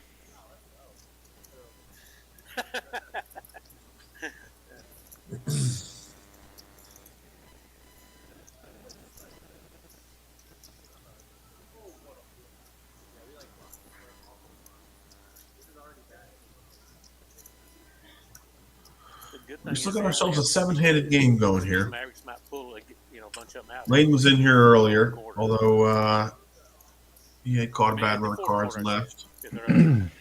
So we got some seats open for folks that want to come on down. And Mac is back at the table from his little step away to maybe eat some dinner. You didn't bet it the other night when they won in overtime, did you? They were 9.5 point favorites. Went into overtime. They got like 10 seconds left. Lucas just bounced the ball around, but they're going to run out the time clock. So he just stand there. He just puts it in. They cover. 11, they win by 11. Did you enjoy the March Madness tournament, Reese? Like you knew it, But oh yeah. Because they get to give the ball to them. So. I don't follow. No, they don't know. The men's or women's college basketball, but I always enjoy the Sweet 16, just like any other average normal person who doesn't follow it but enjoys watching the tournament. And but the women's, I was definitely more invested in the women's just because it seemed like everybody was, because they were pushing Iowa and Caitlin Clark for the last month. And I think that was the highest watched women's college games in history, from what I gathered. Flopping the joint with an ugly run out, or turning the joint, and he's going to get paid because of the one-liner. But Neil's just one bigger. That's a toughie there for Eric. 16 the first half.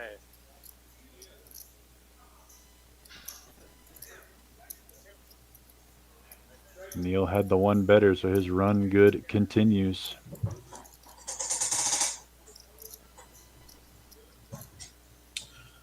Yeah, I think we all heard about Caitlin Clark and the Big Three contract. Did you hear about that? Getting offered all that money to go play in the Big Three. No, I haven't. Like I said, I don't really follow it that much. Is that like an NIT thing, or is that like No, this is like an independent league that was created by some folks in the rap industry. I think it's like oh, I did see that. I did see that. Yep. And it's a 3-on-3 league, 3v3 league. I did see that. I didn't know how legit it was, but it's got some money behind it. That's for sure. They offered $10 million. At first, it was $5 million, and then everybody found out it was $5 million, and then the number jumped to $10 million. Yeah, and bless her heart, I just don't think you can make that in the WNBA these days, as the way it is right now. So, I mean, you got to parlay your talent where you can, and that's right. And honestly, the more that the sport becomes associated with contracts that are of that size, the better I think it is for the growth of the sport. So, Yeah, if they can get them some TV contracts like the Live Golf Series, going up against PGA, doesn't mean anything until it gets on TV. yep. And once, if whomever runs that organization can start getting some TV contracts, um, I think that would be pretty good. Is it women's only, or is it a mixed men's women's I bag? think there must be a men's and a women's division. I know the women have been talking some. All right, young girl, you're going to come in here and get shown the business. You know, That's funny. you may be the best college player, but we are pros, and we've been here for a while now. So that'll be interesting. Yeah, Roger taking a stab at the eights, but Scotty's going to look him up with the deuce kicker, but it was only $15, so do not blame him there. Yeah, he had a kicker problem the whole way, so a lot of You know, check call strategy there from slightly, moderately, not quite inappropriate for stream talk, but that reminds me of. Remember years ago when they brought out the lingerie football for the women? Do you remember that? Oh gosh, I think I do. Yeah, it was like And the and it first was years. and, it was kind of a. I saw it and everything was like, oh, haha, whatever. But then when you actually watched it and saw it, those girls were not playing around. I mean, it was seriously impact hardcore football. I was like, holy cow, this is impressive. And so that's what reminded me of that when you said that, Yeah, come almost here and we'll show you what real basketball is, and if It's we have like, to yeah, wear lingerie to get your yeah, attention, this that's what this we're gonna women's do. thing is, it's no joke. And that's what that sounds like. That could be is, It's you know, honestly, it sounds much worse than normal football.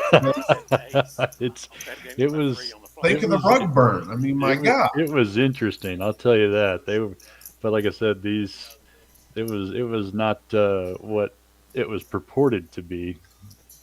Is that Mac raising pre-flop? I didn't think that was allowed. My understanding was that Mary didn't do that, and you can tell by the reactions of the players they don't think that's allowed That's either. not a thing. I've watched him limp aces and kings And he gets to win. Now, multiple times.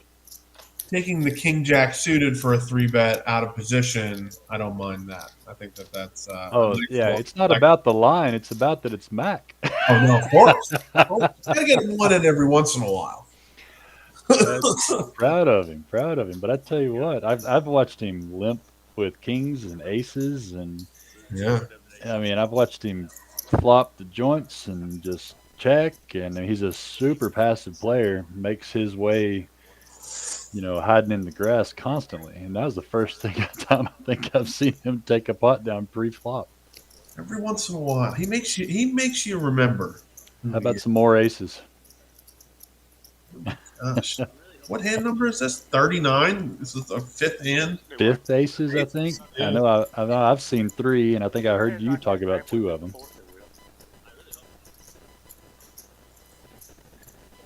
And nice, safe flop, except Mac Mac's flops got the. 7. Now, is he still on his wild card here, or does he actually flat? No, he's going to put out some money. I'm not sure. $26. Yeah, it's hard to flat $6.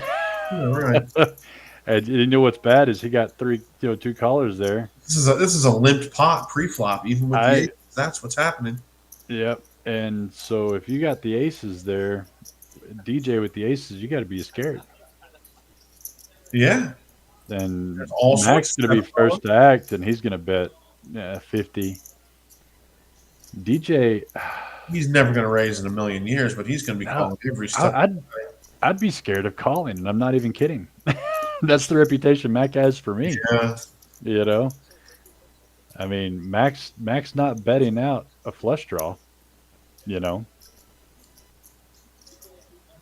DJ, if I'm DJ, I'm sitting there thinking I've got two outs, which is exactly where he's at, and that's not one of them. Now, if Mac checks this here, since his hand got devalued, you just really turn it over to DJ, and you're just.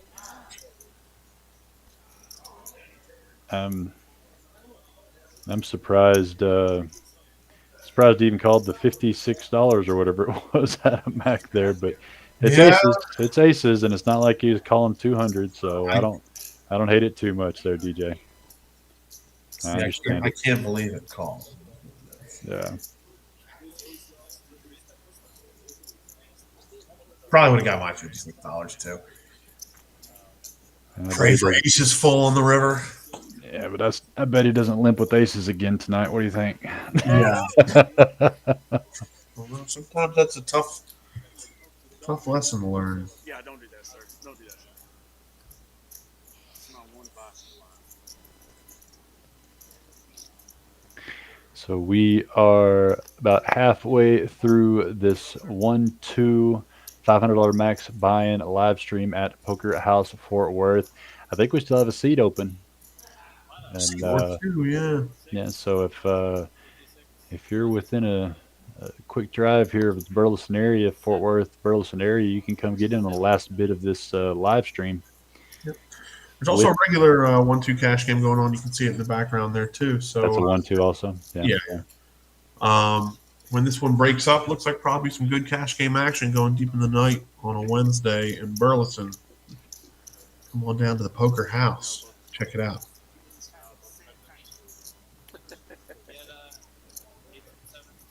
These lower stakes live streams are my favorite. Not only does it allow anybody to participate that wants to participate, but you just get a real good eclectic mix of players. Everyone from the true 1-2 players to some of the higher end people that are going to be splashing it around because they just want to play on stream, but they're used to playing a higher stakes, so they make those raises pre-flop $20, $30, $40 and gets a little crazy here and there. So it kind of opens up to a wider than a traditional 1-2, but the entry level is still pretty affordable for most anybody. I know when I was coming up, I wish that there were more streams like this. Absolutely. To be honest. I remember it must have been 2014 or 2015 that I tapped back into the world of online poker after Black Friday. Mm-hmm. And found Twitch and all the streams, and most of those folks were playing, online international poker stars type stuff, and it was so cool to have an accessible level of poker on display. That I found myself watching a lot of that. Imagine if the live stream product, instead of being a bunch of high rollers that we can't really identify with, was something like this during that time. Oh man, it would have been so fun for me. That's the key. Is I enjoy watching high stakes poker, and everybody does, but it's not as relatable whenever you're watching it, saying, what would I do in this situation? Because let's face it, 90% of the people aren't going to be in the situations at the Hustler or the Lodge, those bigger games. I'm making a decision. I got $250,000 in front of me. Yeah. What would I do? Well, I think I'd run. I think I would get up. I would have cashed out 30 minutes ago. Run. Exactly. But these guys know what it's like to stare down, $100 bet or a $50 check raise and lay down pocket jacks. I mean, it's what makes these entertaining. But anybody can come in and play it, and I think that's what's fun. Have we reached a straddle time of the stream there? It looks like. Do we have a $5 and a $10 straddle out there? We got some. It looks like we got some straddling coming in. Yep. We're halfway through the stream. The straddle gates are open. I noticed some knit buttons in the tray. Somebody needs to yell down there and say, "Let's get some knit game going." I love the knit game. Honestly, I think it's the best of the games that we've seen come out of this type of casual poker live stream environment. Yeah, well, I like it much better than the 7 Deuce, to be honest.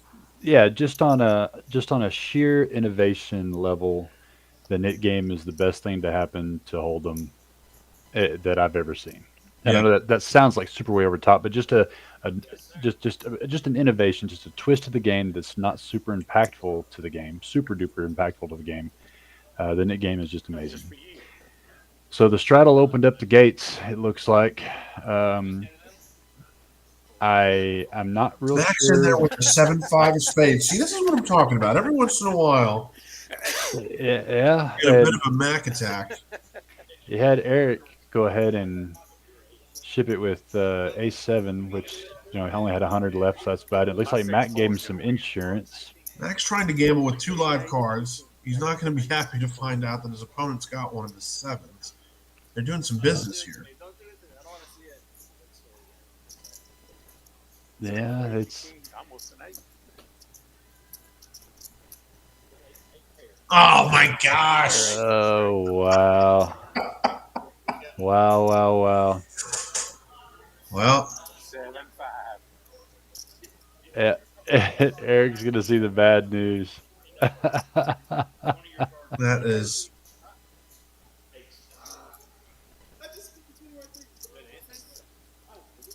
Oh, there was some kind of Some kind of side bet on that. particular activity that we do not encourage. It's about there may or may not have just transpired in front of the whole world to see. I think they had a little But, side action on there. live and let live. Yeah, no, we could cut away from this at really any moment. If that's your worst, you're all right. We'd be totally fine. Well, yeah, But you know what? Hey, listen. Can I tell you? If I was back in Pennsylvania, and this were a stream at that casino property, I would have to change my pants.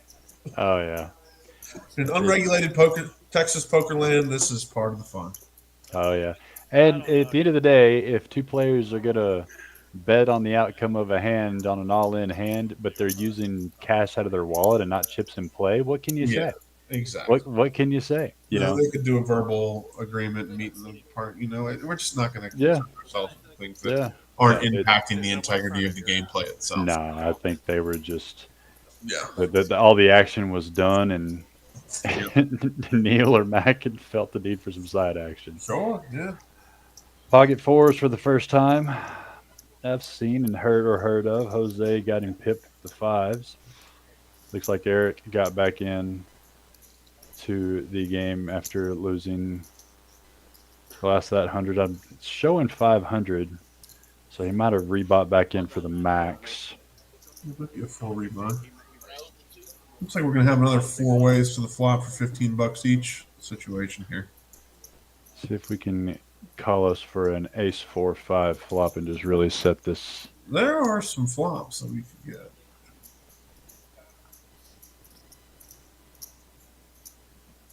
And that is not one of them.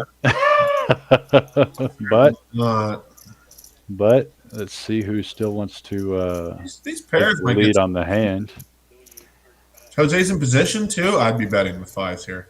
Ah, but it looks so flimsy. Oh, It looks so flimsy if you do it on the button. Oh, and he turns the boat. Spikes the 4. Yep, Roger. Now goes from. There you got to build the pot somehow. Goes from nothing to 90% on that turn. Jose can't believe a 4 helped anybody.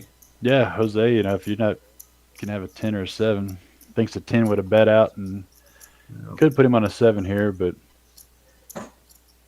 Both the aces fold, so fireworks on the river. Roger's sitting here hoping that he got floated with the ace X of spades. He's thinking, how much can I get out of this guy?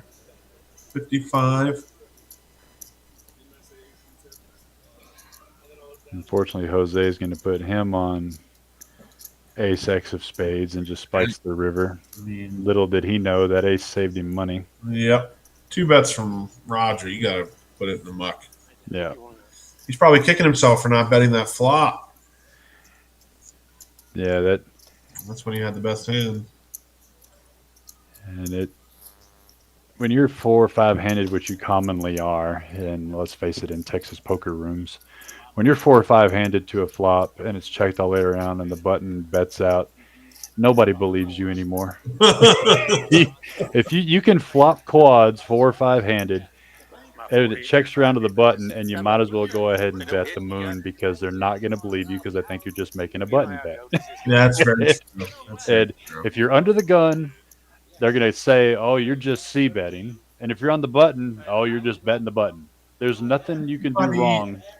Whatever. everybody's telling themselves the story that they want to hear, so they Oh, for keep putting sure. their money in the pot. And they're never going to give you credit. They're going to say you're being nefarious. Yes, of course. So I don't hate the check because you're just going to get called, and you You might can as well see how talk people control. got shot over this game hundreds of years ago. Everybody,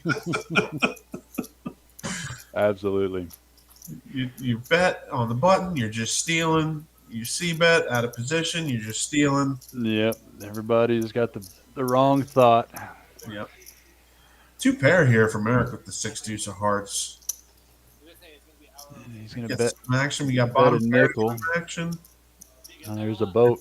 Two overcards. Checks it wisely. Yep. It's a great check there, but we're going to need an Ace on ace or an the river. 8 on the river. And it's not going to help. So he's not going to have any takers here unless Neil just wants to look him up with bottom pair, which he does not. Oh, So he tables his hand. The ace queen. Oh no, yeah. no. He could have been tabling it for the fortune promo. Oh, you're right. You're right. I forgot about that promo. Are you talking about it earlier? You've got to get 4 hands. You got to do 4 things in 4 hours. You got Yep. 4 4-hour periods a day, starting at noon. And the 4 things you got to do are: you got to flop a set, you got to make a straight, you got to make an ace high flush, and you got to make a full house. And what's that jackpot up to right now? Jackpot, I want to say it's just about $400 right now. Nothing wrong with that. Nothing wrong with that at all. Usually hits, once every 10 days or so. Now, do you have to go to showdown, or can you just show it if everybody folds? Couple rules. Doesn't have to go to showdown. Must be the winning hand, and you must use both your whole cards for everything. Cool. So if you flop a flush and the board pairs, and your opponent beats you with a boat, your flush no longer counts. Yep, similar to the flush frenzy that we've done in our rooms. That's right. I had a guy in San Angelo hit his 4th suited flush and didn't get it because the other guy had a boat, and he was very sad. Speaking of flush frenzy, we got a heck of a flush frenzy going on down in Austin right now. Oh, is that what y'all are running right now? That's great. $10,000. Wow. See, I love the flush frenzy. I was down there on Saturday, and a player that plays in the room here in Burleson regularly, his name is Pat, was down there just to try and hit this $10,000 flush frenzy. Couldn't believe that there wasn't a line out the door of people trying to hit this thing. Now, Pat's a professional flush frenzy hitter. He hit ours in Burleson for a cool 2,800 at one point, and I bet you he's going to be the one to get it down there. It's $10,000. doable. It is I've been doing a flush frenzy for a few years now, and I've seen it take a week to hit, and I've seen it hit in 4.5 hours before. I mean, it's just about how many, hands you play. That's right. Now, lucky And for speaking us, of that, 4.5 hours won't trigger it because we're doing 4-hour periods. bar bluff, yeah, but it can be done. So It sure it's flush over flush, and Mac's going to have to pay this off, I think, unless another tart comes out. No, I think it just goes check on the Check river. on the river, yeah. Paired board, pot's big enough for both of them, a couple $100. 195. That's not so bad. Surprising not to see some more fireworks from two card flushes. But paired board, like you said. Eric says promo Pat. Is that what y'all call him? Promo Pat. He sure knows his way around our promotional offerings. That's for sure. I know a lot of players in the Dallas area. Have been doing poker up there for a long time, and they just know where all the best promotions are to play. It's just like your old Vegas retirees. They know where to get the free lunch. They know where to get the dinner. They know where to get this. They know where to get that. They've got it all down to a science. And I'd be the same way. I mean, if all I did was the game will take play care of poker. you. Yeah, the game will take care of you in your old age if you want it to. You've got people that chase bad beat jackpots all over the country. You've got, I mean, it's if you're going to play it, you might as well play it with the best benefits. And so find out where the best benefits are, and promotions like the Flush Frenzy and the Fortune, and good restaurants. Those are good perks. And especially down there, you get a free meal after you play for 3 hours. See, So, that's incredible for me. I yeah. mean, I'm surprised y'all don't get beat up on that like crazy. Yeah, I mean, and especially with the way that the food, The new menu and quality all of that stuff. food and Yeah, everything. Oh my gosh. get off work, go play for Taking a three little bit hours. to catch on down there, but once people get wind of how good the food is and this 3 hour food promo, we're probably going to be overrun. Because honestly, where it's at in Red Rock, north of not Red Rock, excuse me, Round Rock, just north of Austin, there's not a ton of late night food, good food options in that area. Mostly just fast food and things like that. So to have a kitchen that's open that late, pumping out food that's that good, And it's really something. probably get it for free since you've been sitting there playing in the evening. Exactly. Mac's gonna look him up. Queens and Deuces was an ace kicker, but it's not gonna be any good. Neil's got the top two. Now apparently we got no spoilers here, although I guess some spoilers. And we Yeah, got- I wasn't gonna mention it, but I saw the alert there. We are approaching hand number 46 right now, 215. You're under so we'll 215, see right? what the world brings next Not looking hand. good right now. 9 minutes ago, we got 135 points. So we have 7 people playing right now. yes, sir. Jose's got the highest RFI, but not much of a VPIP since he sat down. But that just shows that he is selective about what he wants to play and Yeah, good hands. plays it aggressively, which is fantastic. It's a good way to play poker. Definitely sends the right signals.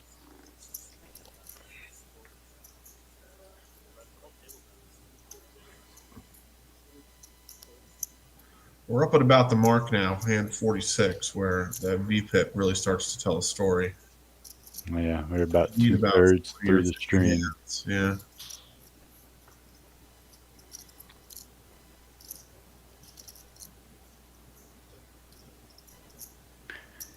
DJ flops an ace.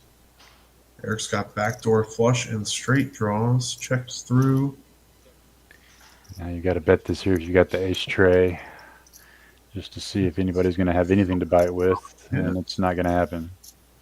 What do you think of that pink jersey? Is that baseball jersey? Do you call that a jersey? What do you call that kind of Yeah, that's got to be a baseball jersey. Of some kind. Honestly, it's not pink, but it reminds me of like the Savannah Bananas. Oh yeah, yeah. I've never Yeah, never gone and seen them, but I've heard a lot of good things about them. I would love to go see them. Honestly, I'm just a sucker for a minor league ballpark. I used to love going to watch the Reading Phillies, which were the AA club that fed the Philadelphia Phillies. It's like pure Americana. Most expensive seat in the joint is $29. That's it. $3 hot dogs, $4 beers, fireworks show at the end of every ball game. It's great. I love that kind of thing. We got a couple limpers here. Ace 9 suited. Neil with the pocket tens, and Mac Got some Mac queens. got the queens. You're not going to play this for a while. You know, he is a different Mac. Raising pre-flop with the premium hands. Gotta love it, Mac. That's right. Gotta love it. He's going to get some action. Which is The last tens are time definitely. he got no action. Roger, I like the call with the 9-8 suited. DJ with the suited ace going to come along as well. Eric's already in for 2, in for 24. And That's how Texas Neil poker works. And Neil's going to have the pocket tens and just flat. really underrepresenting these tens. He limped for $2, then he flat called in Yeah. position. I honestly, if everybody called and he back raised, I wouldn't And- be surprised. And now he flops the top. of the set. There it is. There it is. You've got 2 pair for Roger. You got backdoor flush draws for DJ. Eric open-ended to Neil top set, and Mac with the overpair. Oh, Mac's telling him, hang on. Some I fireworks want to bet this. for sure. Yeah. Matt's got about at least 50. 122, yeah. 5. A little over half a pot bet. Roger with the 2 For pair. Roger, going nowhere. Yeah. A lot of good turn cards for DJ. I don't know if I can call it 75, but there's a lot of good turn cards for him. That's true. You're going to go ahead and let that go. Eric going to let the bottom end of the straight go. Neil, We had to misread that. there's no shot that Neil had pocket tens and laid that down. Oh, but you know what? If he did, heck of a fold because here's the jack on the turn Yeah. for Mac. Terrible card for Roger. I would imagine that he can probably get away from most any bet that Mac makes here. Well, but he just Oh boy, says, I've got outs. I've got outs. If you've got the queen or the 7. Let's see if we can get an 8 or a 9. Nope. Brick River. Yep. So Has to be a check fold from Roger, right? Gotta be. Well, Mac's on the button here. No, Roger's going to check it to him. Mac's going to put in the rest of it. He's only got a couple hundred, and that might be enough to get a call out of Roger. Yeah, Mac's got aces or kings. Queens is the one that makes him sick. Yeah, and this might put us on the $1,000 pot mark. Oh, for sure, yeah. If it gets I think we've only had one other hand I think we had one other hand that was over the $1,000 with the 7s versus the aces and the 2-2 pair. But pretty sick for Roger here. It's only 221 to win 800. And Mac did raise pre-flop, which we know is an anomaly in and of itself. So he could put him on aces or kings. He's got so many queens there. He's got ace queen. He's going to go ahead and ship it off. He says, let me see it. Mac's going to say, yep, here it is. You knew it. Yeah, it's going to be an $1,100 pot, making its way back over to Mac, who raised pre-flop with the premium hand. Mark it down.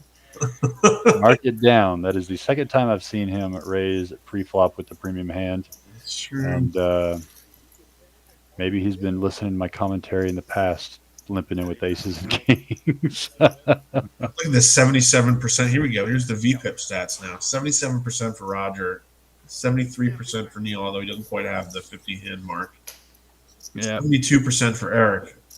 Somebody knows Scotty VPIP in the chat there. Go ahead and text your buddy and say, hey, you can't have the best name I've seen on a stream in a while and be on the bottom of the VPIP board, buddy. Come on now. Exactly. No, I liked his heart in the few hands that I saw him did play.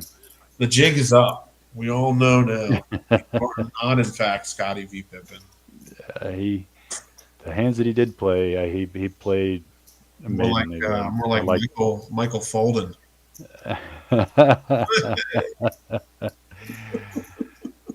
Eric gonna limp in with the 9-8. Neil coming along king queen. Gosh, I gotta know if surely he didn't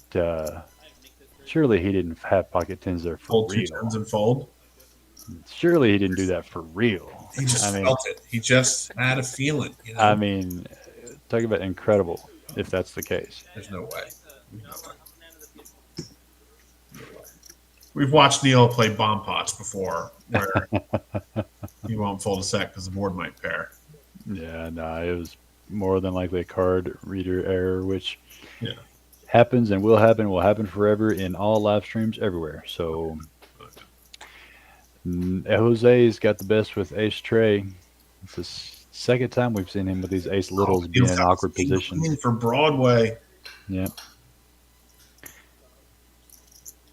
And does Neil spike the trap now? Yep.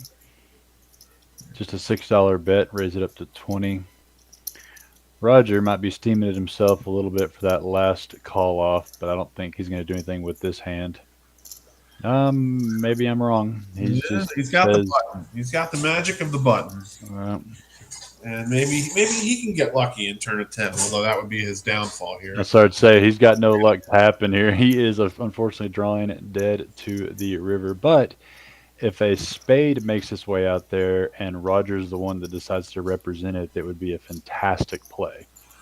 Eric is up and down. If we have a 7 or a queen, he's going to get some money in there. Oh. There it is. There it is. You called it, and it came to.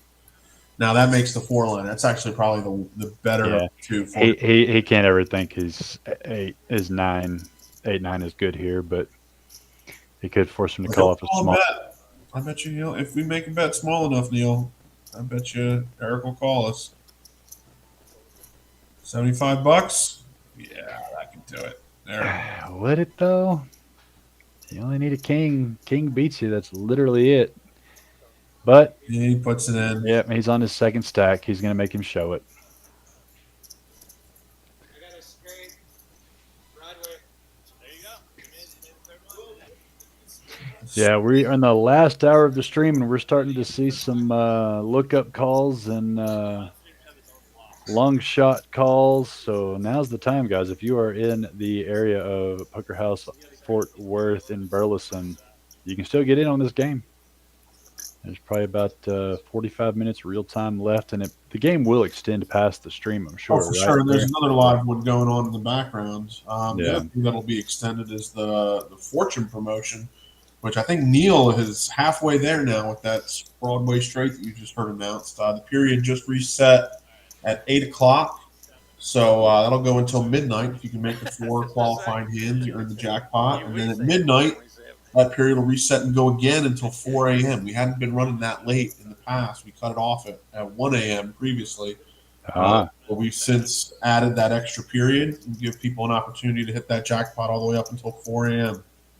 Wow. Some more straddles coming on, and that's going to have Mac raise it pre-flop. He's just a different animal tonight, boys and girls. I'm loving it. I'm sure this is the way he plays normally. Yeah, I'm sure this is his normal pace of play. I've just caught him on streams where he's just been the one to prefer to lay in the tall grass and snipe you unexpectedly.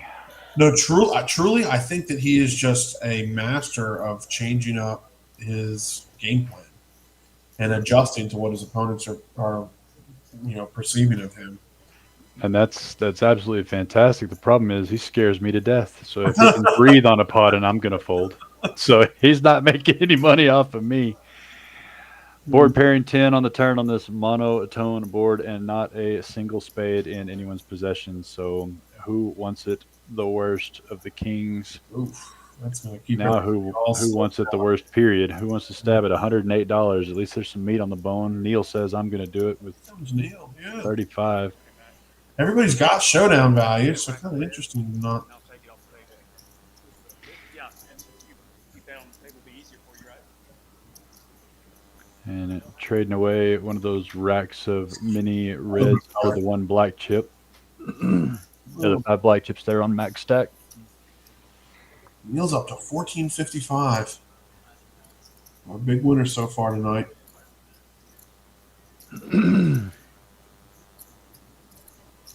He's had a couple big pots. That set of sevens really set things in motion. That's starting to move. And Scotty V. Pippen, he was down for a while until he's made a couple moves there, got hot, and built pretty much that whole stack off about 2 or 3 hands. Yeah, managed to take a number of pots down early without actually having to show down. Yeah, he was, the aggression was amazing out of him on a couple of those hands. Yeah. Got lucky in a few spots, I think twice against Lane. But, yeah, for the most part, really taking command of his table image. Yeah, and some undeserved victories. And just in time to pick up a blackjack offsuit to raise it up to 30 and get called in 2 spots. Eric seems to be swinging for the fences. He's on his second buy-in. He's been having some holdings come through. He's trying to make something happen. Max over here set mining. Yeah, and you're not going to get much better than that. Calling with 9-7. That's what you're looking for. Yeah, it's going to go ahead and lead out 30, which is going to be great. Scotty's going to call with the 2 overs floating. And boy, I tell you what, Scotty V. rewarded. Hot exactly the same way once already today. Yeah. He's floating this paired board with ace high, drilling the ace on the turn. And Eric's still alive, pretty much in the same position he was in even without the ace out there. But there's no way Scotty's folding. He's going to look him up. Need a 10 or a 5. Not going to get there, but the spades do come in. Is there a world where Eric can ship it and Scotty gets away from it? Or no, because he's got the ace. I think he's got, well. I mean, the ace is out there, so. No, I don't think you bet enough, bud. Scotty's just Certainly not. Scotty's. There's way too much money out there. That was either a check or a rip. Unfortunately, can't bet 80. We marked him as the winner, but that was Well, a little preemptive. I think we're predicting the future here. yeah. After he calls this bet, which you figure has to be a call. I mean, even if you think that Eric's betting the spades the whole way and gets there, it's just not enough to fold. Yeah. If you're going to float with ace jack on that flop and you hit your ace, you can't be scared of many rivers. This is a particularly scary one, though. I know the spades did come in. He's show him the ace of He spades. showed the, and that's what I was thinking. I think that would make me call that 90 even quicker because I've got the ace of spades blocker. I don't know how you can fold for 90 into 356. You only got to be right 25% of the time.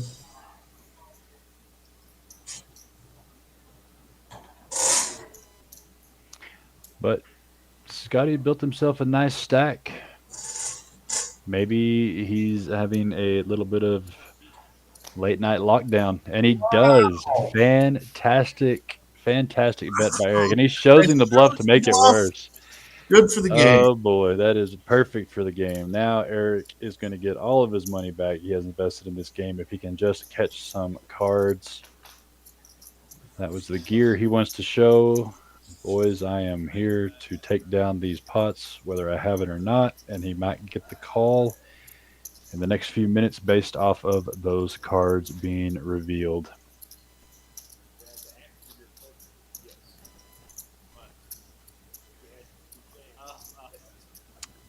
Scotty's still going to be our second best winner of the night behind Neil, even after that hand.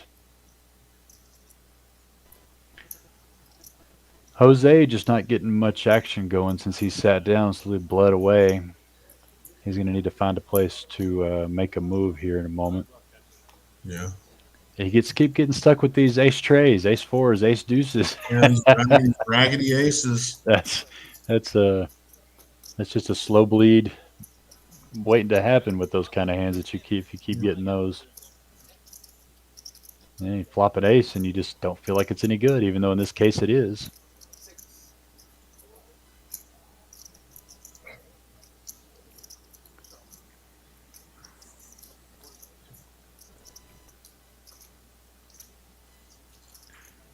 And that takes away the 3 kicker.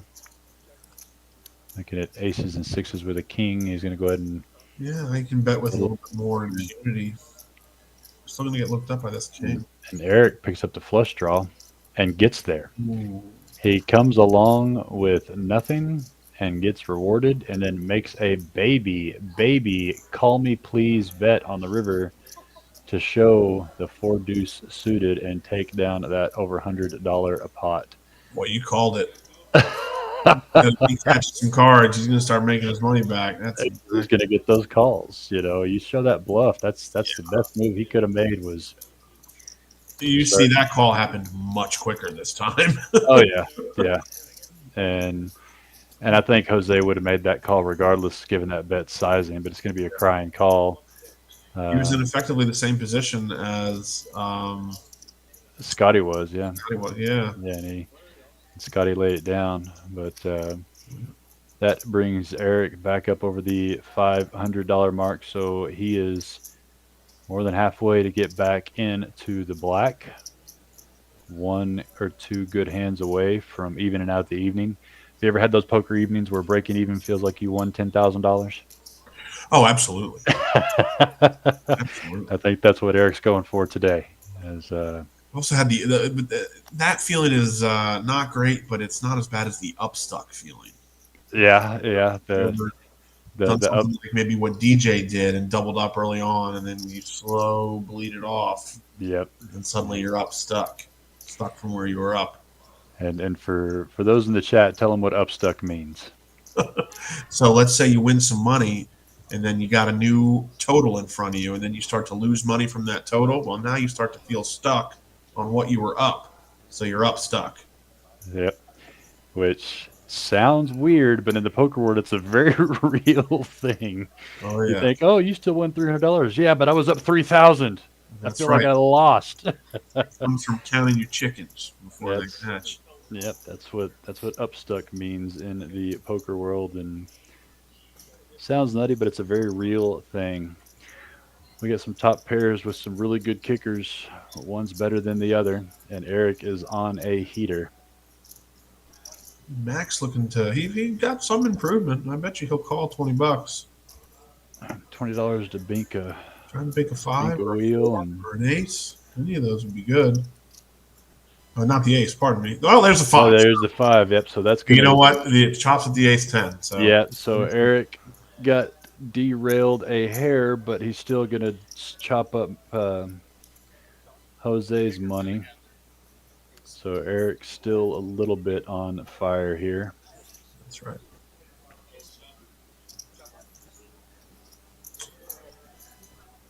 Everyone loves a chop pot. Yeah, poor Jose was pipped the whole way. You know, they call Ace Queen the parking lot hand, but King 10 is my parking lot hand. 1/4. Of the I suited variety, I've been known to get a little Yeah, he with for sure. King 10 has cost me a lot of money because it's just second best all the way around, but it just never feels like it. Now, do you have a favorite hand, Reese? Everybody's got a favorite hand. Mine is 7-5 suited, but that's just because of 25 years ago winning some of my first real money in a big pot with it, and I've just held that with my whole life. But it's a sneaky little hand, 7-5 Yeah, suited. that'll get you some big paydays. Yeah, and so to this day, I still like it. I'll still play it well out of its range, Yeah. but not to a complete detriment. Don't get me wrong. What about yourself? What For do you me, have a hard time folding? it's got to be the ace 9 suit. Ace 9 You know, suited. Yuck. the suited ace that doesn't make the yeah, I know. I know. No, I like it, but woof. I've been told that it's the winningest hand in poker. There's another person in the Austin area who I mentioned I have the affinity for the ace 9 suited, and he claimed that he invented the saying that the ace 9 suited is the most winning hand in poker. But anyway, I put a beat on somebody with that hand in the last level of a World Series event, day one. That was such a bad beat that somebody told me about it in a card room on the other side of the country 2 years later. And I didn't know who this person. They walked up and said to me, "Didn't you beat my friend with ace 9 suited?" And it was I think I opened the cutoff with the ace 9 suited. Oh wow. Got flatted by a big blind. Flop comes ace 9x. He checks. I bet. He rips it. I call. He's got aces for top set against my ace 9. And I'm so frustrated. I stand up. The turn comes a 9. Well, this boat doesn't matter. And I'm walking away from the table, not remembering that there's a fourth 9 in the deck until it comes out on the river. Oh my goodness, that's a good And, way to get there. I think that was either the bubble hand to bag us up for the night, or I was very close to it. So Jose goes all in with a few chips and a prayer, and gets called off by Scotty on the flush draw that does not get there. So Jose going to pick up some life giving. Finally, chips go his direction. Finally, yeah, yep. And I did not see what he bought in for, but I don't know if it was the full 500. But he's definitely got some more playing chips underneath him now. Yeah. One good double up, he's one good double up away. Sometimes winning a hand after being cold for a while shakes it off, and I found myself many a times at the poker table just trying to get that first chip, that first pot drag, and it just kind of relaxes the shoulders after that. So we'll see if he can turn that around. Eric rode that heater for a while to build himself back close as he can get to even on the night. Yeah, get that momentum going.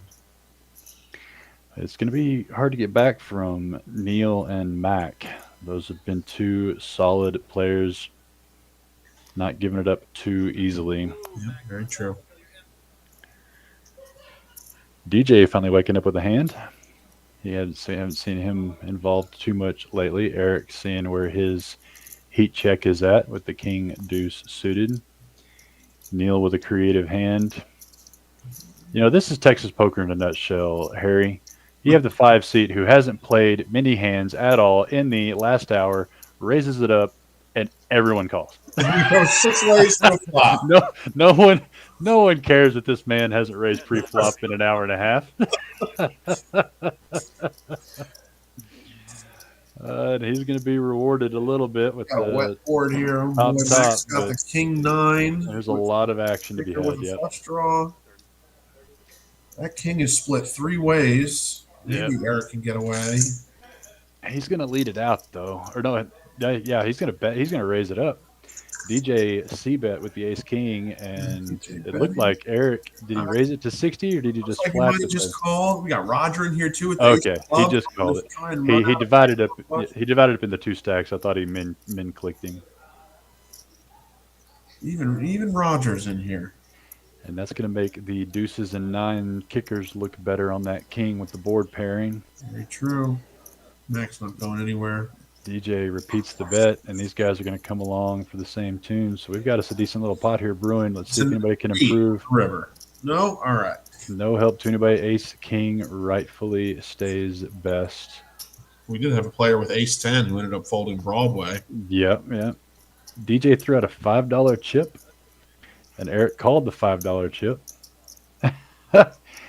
And Mac's going to have to call the $5 chip. How do you know?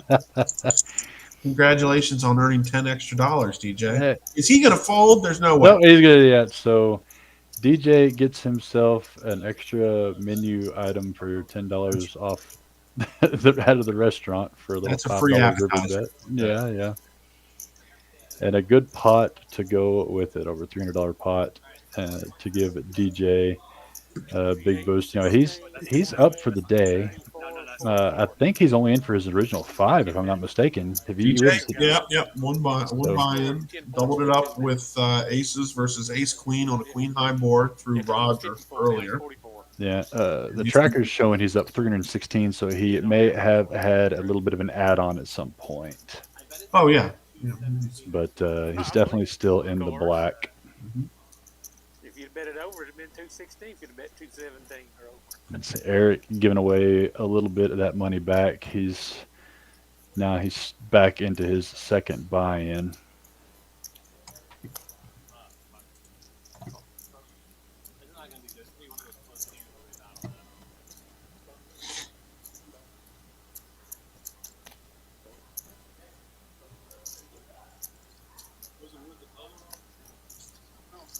Sean's in chat talking about the Atlantic City Surf, minor league baseball team from New Jersey area. I think that's pretty close to Tom's River.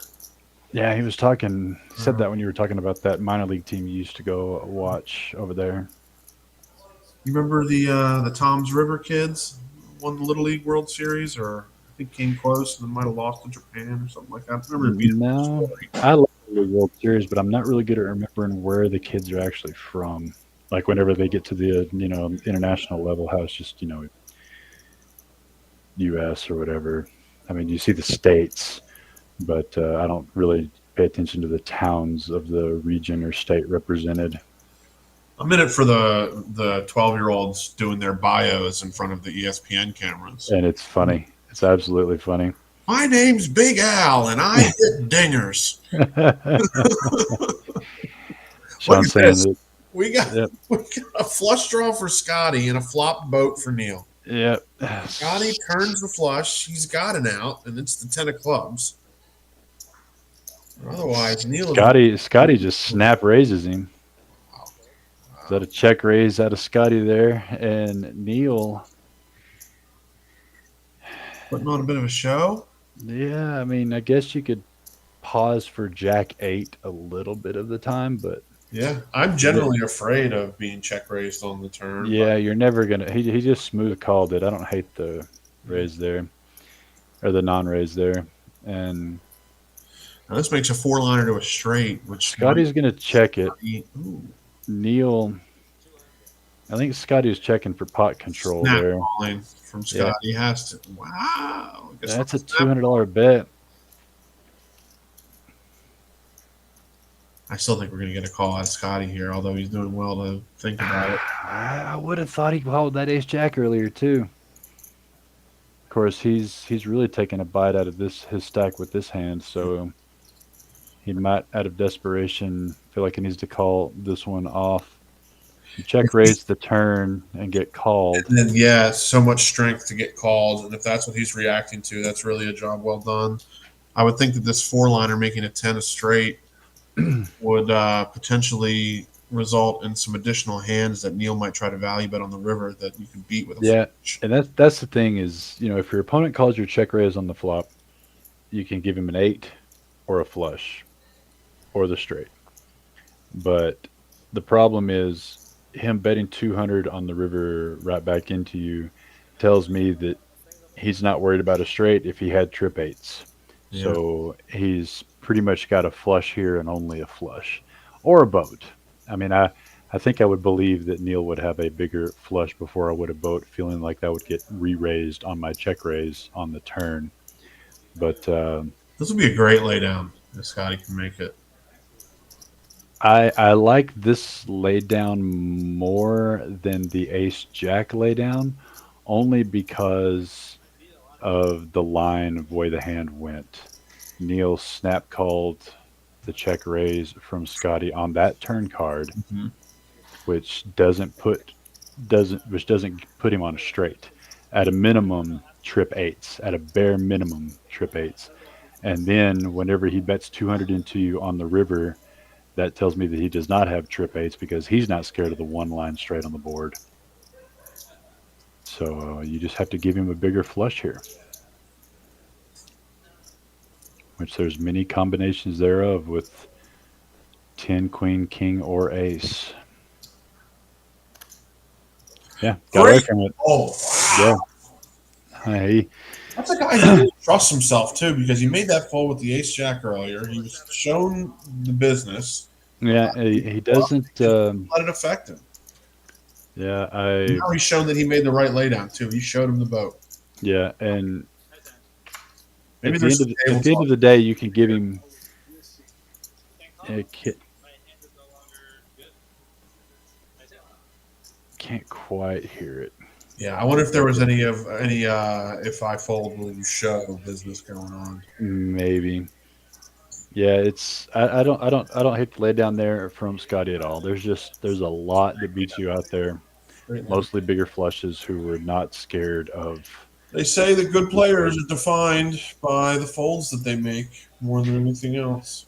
And when you can go from check raising the turn to folding facing a bet on the river, I mean, that's some pretty good discipline as far as changing your own mind, not committing fully one way or the other. Yeah, that's some good poker.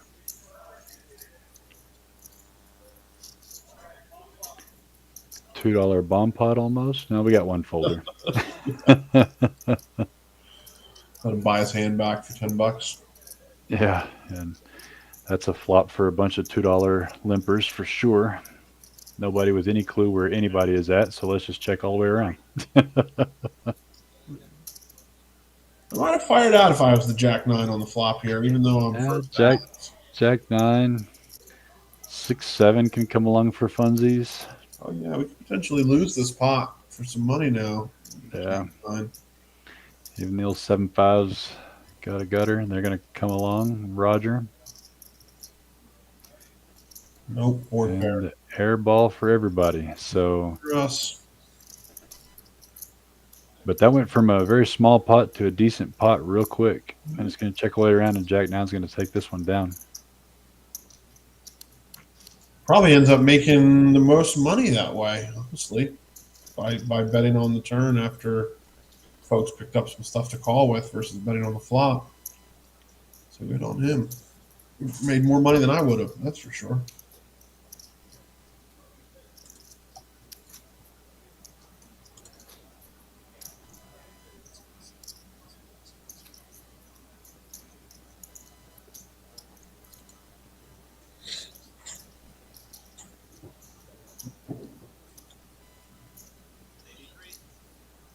We got hand number 57 here.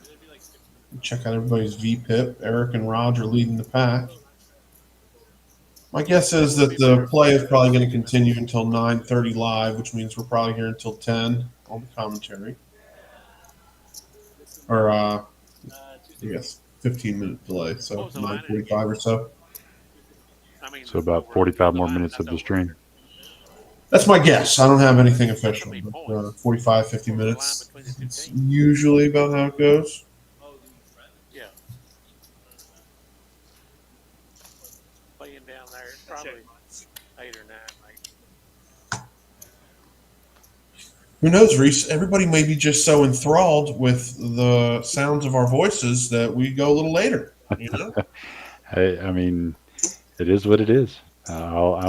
I've got nothing else to do. I'm relaxing for the evening and getting ready to catch a plane in the morning, so we can watch some good low limit poker that's been pretty entertaining. I'll be honest. It's one of the reasons I like these lower stakes games. We got a straight here on the river for the 10-9. It's Neil who's got it. Scotty going to go after this pot? Neil checks it right away. Scotty's going after it big. Oh, my. Oh, my. DJ is going to fold for sure. Yeah, and it's This can't possibly get through Neil, can it? Tough one for Neil. Yeah, Neil's going to make that call. Yeah. He didn't check so that he could fold. Yeah, and that's rough. Yeah. Rough. So now Neil's got straight, and he's got, what did he make earlier? Full house. Yeah, full house. Yep. That fortune is halfway through. We're going to be fading him for 3 hours. He's not going anywhere after this game's done, that's for sure. I think that was a little bit of a frustration play there from Scotty, who's been pretty disciplined all night, making a play on that couple $100 pot to try to get some of those chips back. I like the sizing. I think it would have worked 9 times out of 10. Just unfortunate that Neil had the goods on that one. Oh, there's a woofer of some kind in the back. Yep. Dogs and trains. These are the trials and tribulations of remote commentary, but I'm grateful to be able to bring this to you guys. I love my dog. Oh, yeah. not even mad at him. I'm a big dog person also. Although I haven't been a dog owner in probably 2 years or so. Well, you're gone a lot. It takes some time at home to care for an animal, so I do not blame you on that one. That's how I feel about it.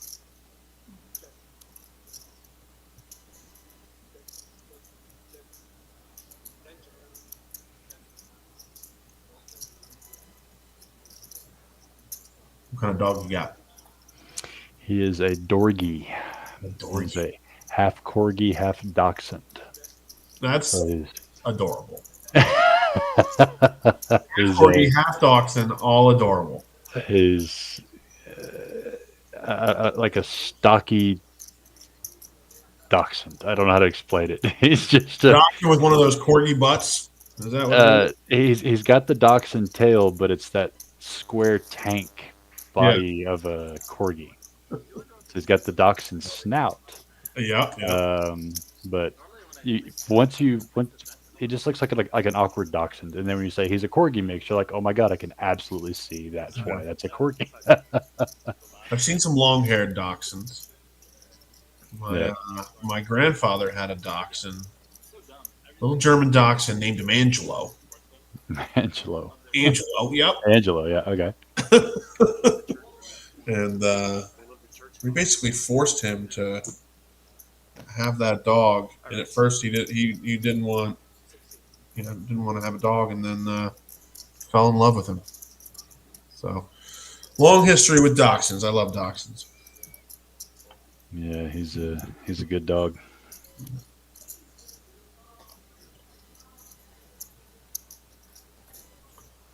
Three ways to this flop here. We got some suited rags and an ace. Comes an ace high board. Top two, in fact, for Neil. I was in Shreveport the first week of the March Madness tournament. You know how the casinos up here have killed them down there? They're booming now since they got sports book. Oh yeah, The places were packed. the sports books just Yeah. loaded. All them kids there, college kids and stuff, it was packed. Yeah, that's the truth with the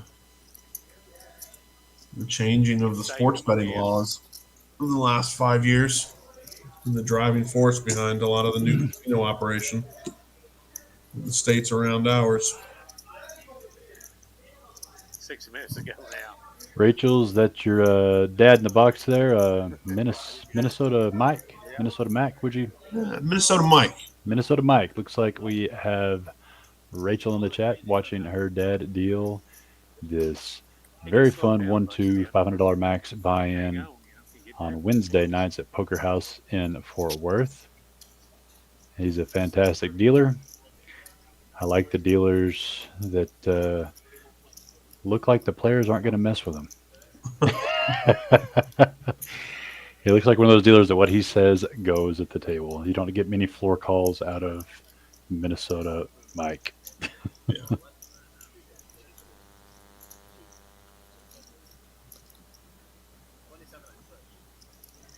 Let me have a Red Bull Very cool. and a Three Musketeers, and I got to bring you some more money. I'll agree to 5. I'll bring you some more.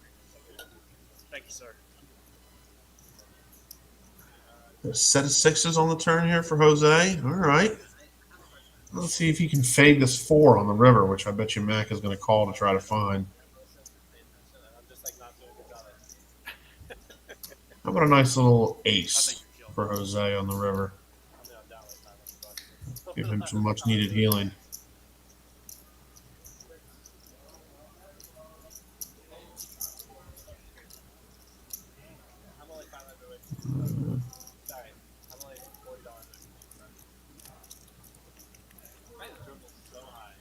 Is Mac can't be thinking about a call. Is he thinking about a possible check raise here?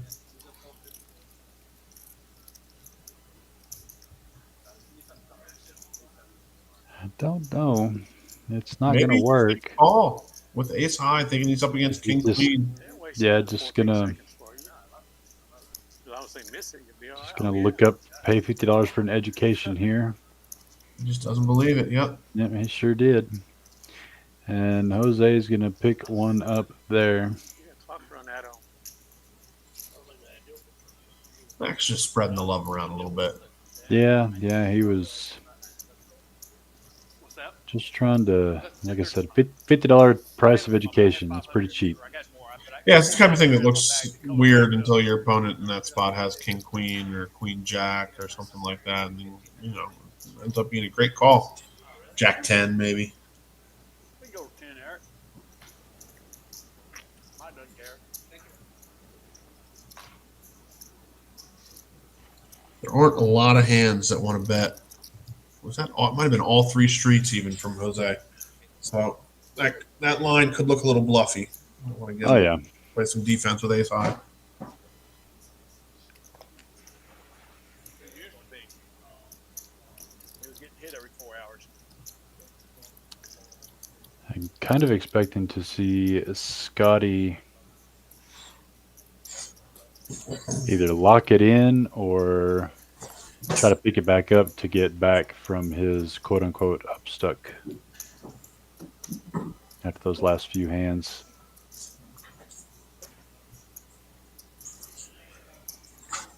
Six, 7, queen going to hit Neil like everything else has been. Roger's $6 to try to see a lot of good turn cards that could help him out. There's a lot of them out there, and that is one of them, a club to pick up a flush draw with an overcard. Yeah, he's going to be calling some bets on the turn here now. Neil's going to increase his bet size into 15. And doesn't quite get there, so Neil's going to hold true one more time. Just a check, which I do not hate with a 10 kicker. and pick up that $50 pot to add to all those stacks of red chips there. Yeah, it's nice to just show down that queen there with that medium strength kicker. If you had like a king kicker or an ace kicker, then there are some hands that would call a bet that you can get some value from. But Slowing down. It's slowing down. Absolutely. And it's too much showdown, you're only going to get really called by worse a lot of the times. Yeah. Or called by better most of the times. Yeah, it's tough to get called by worse when you're playing the queen 10. Yeah. Rachel, our man in the booth, Eric, who is running the technical side of things here on the live stream, who has communications with Minnesota Mike, let him know you were watching, and he said hello.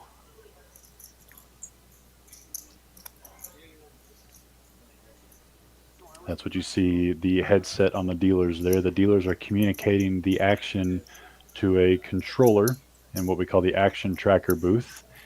They're the ones that are making sure that the RFID readers are picking up the cards and the bets and chip counts and all that stuff are put into the computer. And so all we have to do is sit here and talk. Eric is doing all of the heavy lifting for us in the control room.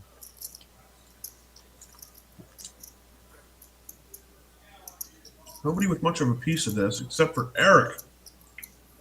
Yeah, his bottom two pair. Bottom two pair. Don't know if he's going to get any action of anybody. Doesn't look like it, but goes ahead and shows it. Picks up an extra $50 of profit of so. Thinking to himself, couldn't one of you guys add a jack? Bottom two pair always scares the crap out of me, I'm not going to lie. Oh, yeah. I just, every time, counterfeit or they turn too bigger pair or whatever. Bottom two pair always just scares me. I think it is going to slow down a lot now. We've got 4 people in the black, 3 people in the red, plus 1 that was in for 500 and left. So 4 and 4. Pippin's back down to about even after that tough couple hands there, and that one decent bluff, just poorly timed.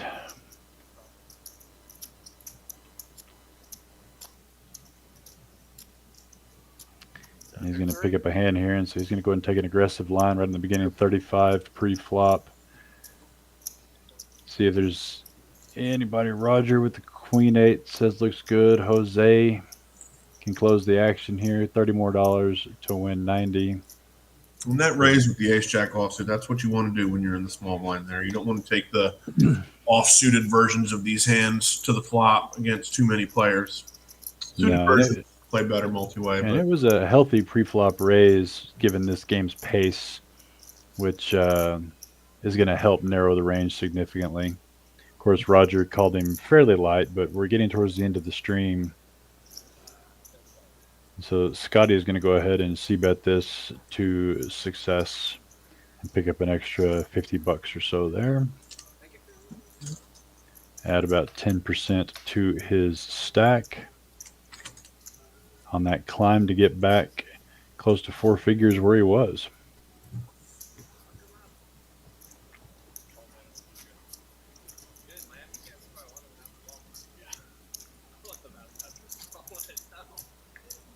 Neil's almost, what is that, quadrupled up?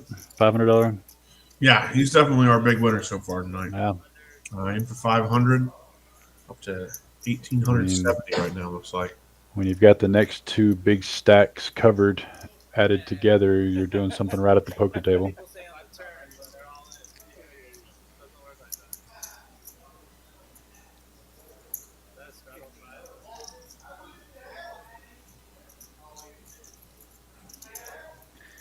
I'm saying he's got the ace-6 offsuit. Raising that up. He's just been plagued by the small aces tonight. These mediocre aces. Probably better than his opponent's holdings most of the time in these limp pots, so you can't fault him for getting extra money in, but Neil woke up with something slightly stronger. And everybody's going to miss here, and no one really has much to look forward to. So I would like to have seen a continuation there bet out of Jose. He's going to get one more opportunity here to do so. Roger's going to have the only pair with Eric. Deuces. 2 players have made pairs now. And Neil's going to lead out here for 15. Max says, "Hey, I got a pair." And he's going to do exactly what I was just about to say. What if he raised? What if he raised? Love it.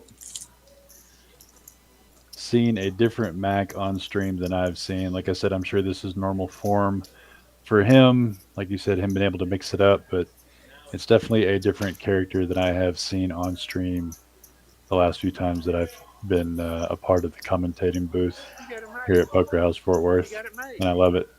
He's definitely someone that could have had a 5 in his hand there. I think just the passive nature of the way the hand was played, coupled with the fact that he was out of position, Yeah. makes With for a a very Oh, minute nice for sure. raise there. You got it made. Yeah. Yeah, just Quit a slaving little it bet now. there by Neil to see where he was at, and he found out real quick, courtesy of Mac. Even though he was ahead, he found out where he was at in the hand, which was Good. behind. So much better to play that for a check raise also than just a flat call of that 15 with more players to act Oh, on. sure.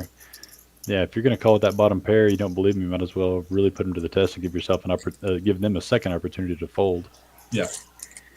Mac was my favorite hand we were discussing earlier. 7-5 suited, 10-8, and an 8-6 suited. A lot of good opportunities for a very actionable flop with these three holdings. Feeling good about this 7-5.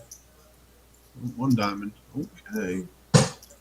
We got a pair for each, Jose and Mac. Jose is going to lead out for 30. Good size bet there from Jose. Hasn't made many of those size bets. It's usually been about 15. He's even bet 6 a few times.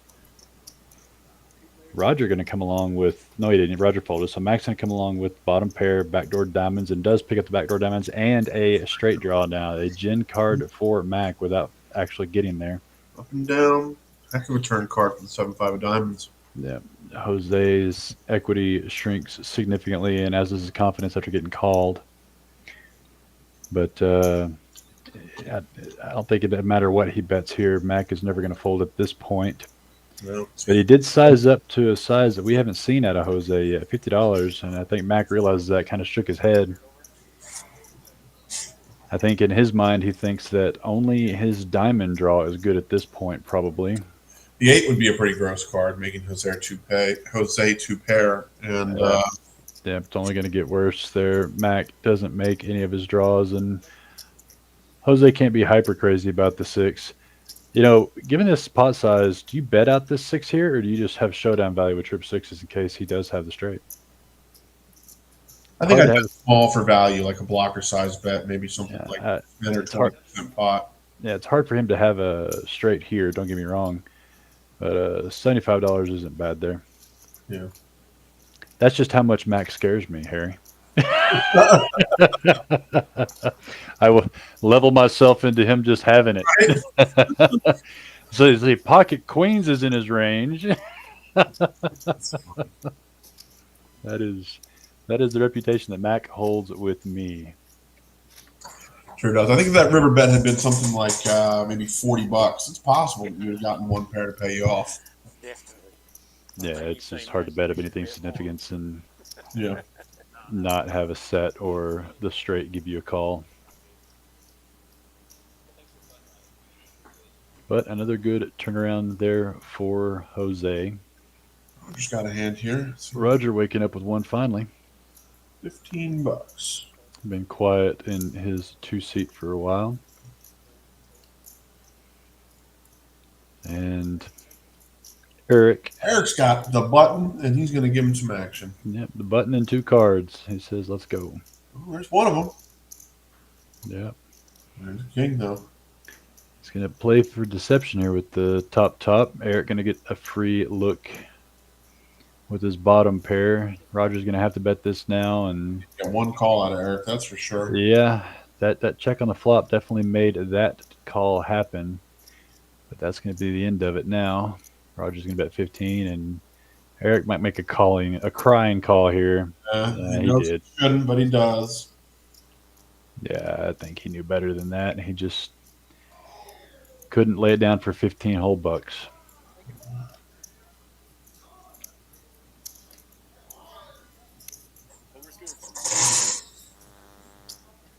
Now, do any of these guys, other than Mac, Do you know if they play any of the higher stakes, like the 2-5 games or the larger buy-in games? I think I've seen DJ in the $1,000 buy-in games. But really, that's it. I think just Matt coming down here and kicking it with the small stakes folks for the evening. Yeah, and I like I mentioned earlier in the stream, I think that's what I like about Mac is he seems like the kind of guy. It doesn't matter if it's $100 buy-in or $10,000 buy-in. He's gonna play the exact same way.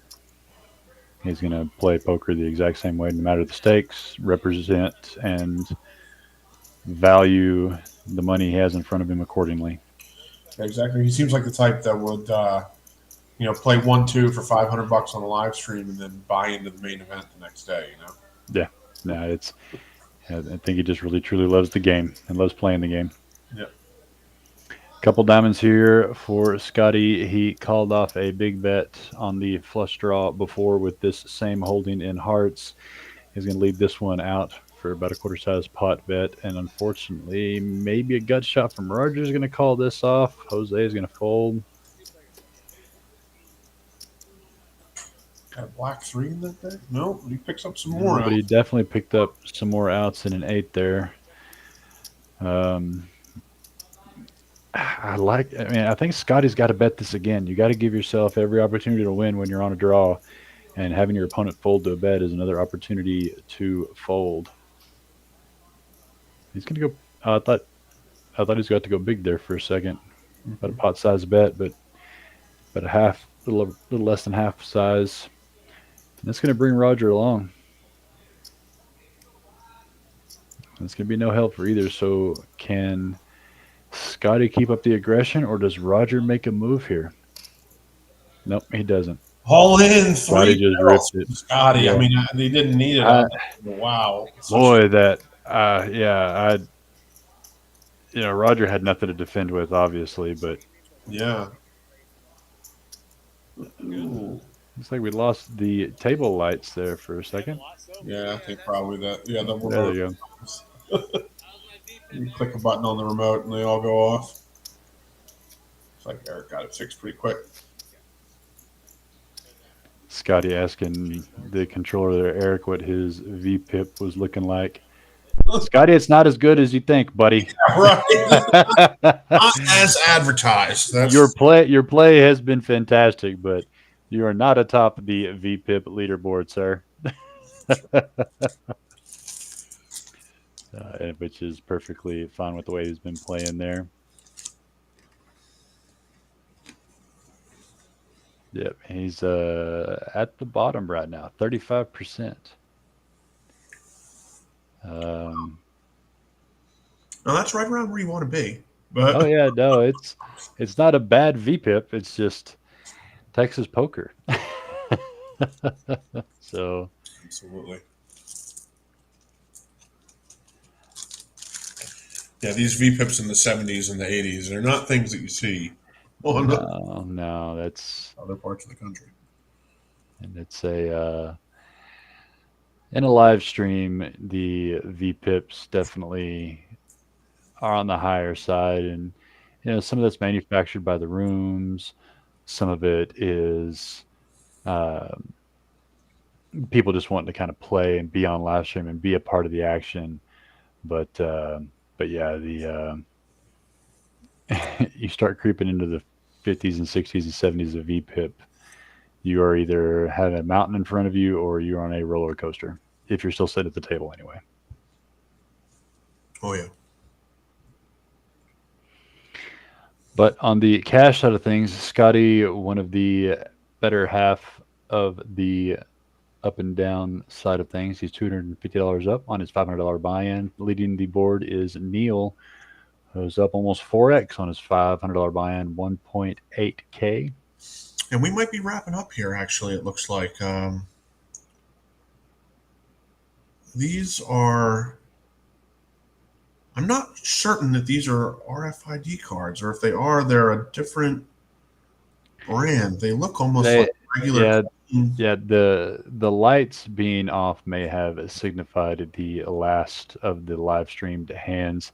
Yep. And we're going to be watching the 15 minutes left of the game. So we can watch a few Well, more. we got Eric in chat saying we're done. Thanks for watching. Yeah, So, so there's going to be a few more hands. Yep. Maybe watch this hand here, but we may not have any action on it. But there's a lot of money in here, so let's maybe we'll see it. Let's see what happens here. Yep. Not sure when we're going to cut out here, but either way, it's been a great It's time. a great 1-2 stream. Reese. Thank you for inviting me. I enjoy coming in and commenting with you guys, be it Fort Worth or Peaks or Austin. You can watch us from anywhere on these live streams and be almost anywhere in the state and be close to any one of our rooms, whether you're in West Texas, Midlands, San Angelo, Odessa, West Texas area, or the Dallas-Fort Worth area. A couple different options in Poker House Fort Worth and Burleson, or Poker House Peaks in Dallas. And you can see Harry quite a bit down in Austin, in the Round Rock area at Poker House Austin. Absolutely. And they're going to be getting it in. It looks like, I'm guessing that could be Jose that's all in there on the far left. Roger was kind of short stacked as well. So Eric or Roger trying to take away some of the, there's a River King boat. So yeah, no point in that over. So not having this hand available. Gosh. But that looks like he pushed that Jose's way. It looks like it went further to the edge of the table. So King's fall and Jose gets even. Congratulations, Jose, for that pretty much got you back to even on the night with the hands you've been getting. Congratulations to you, bud. Yep. So, do you have the ability to turn the stream off, Harry, or is I do not. Well, I can turn myself off. Well, at the end of the day, at the end of the day, I'm betting it was 15 minutes from when Eric turned the lights off and back on. Mm-hmm. So we will probably just let you guys watch a little bit of these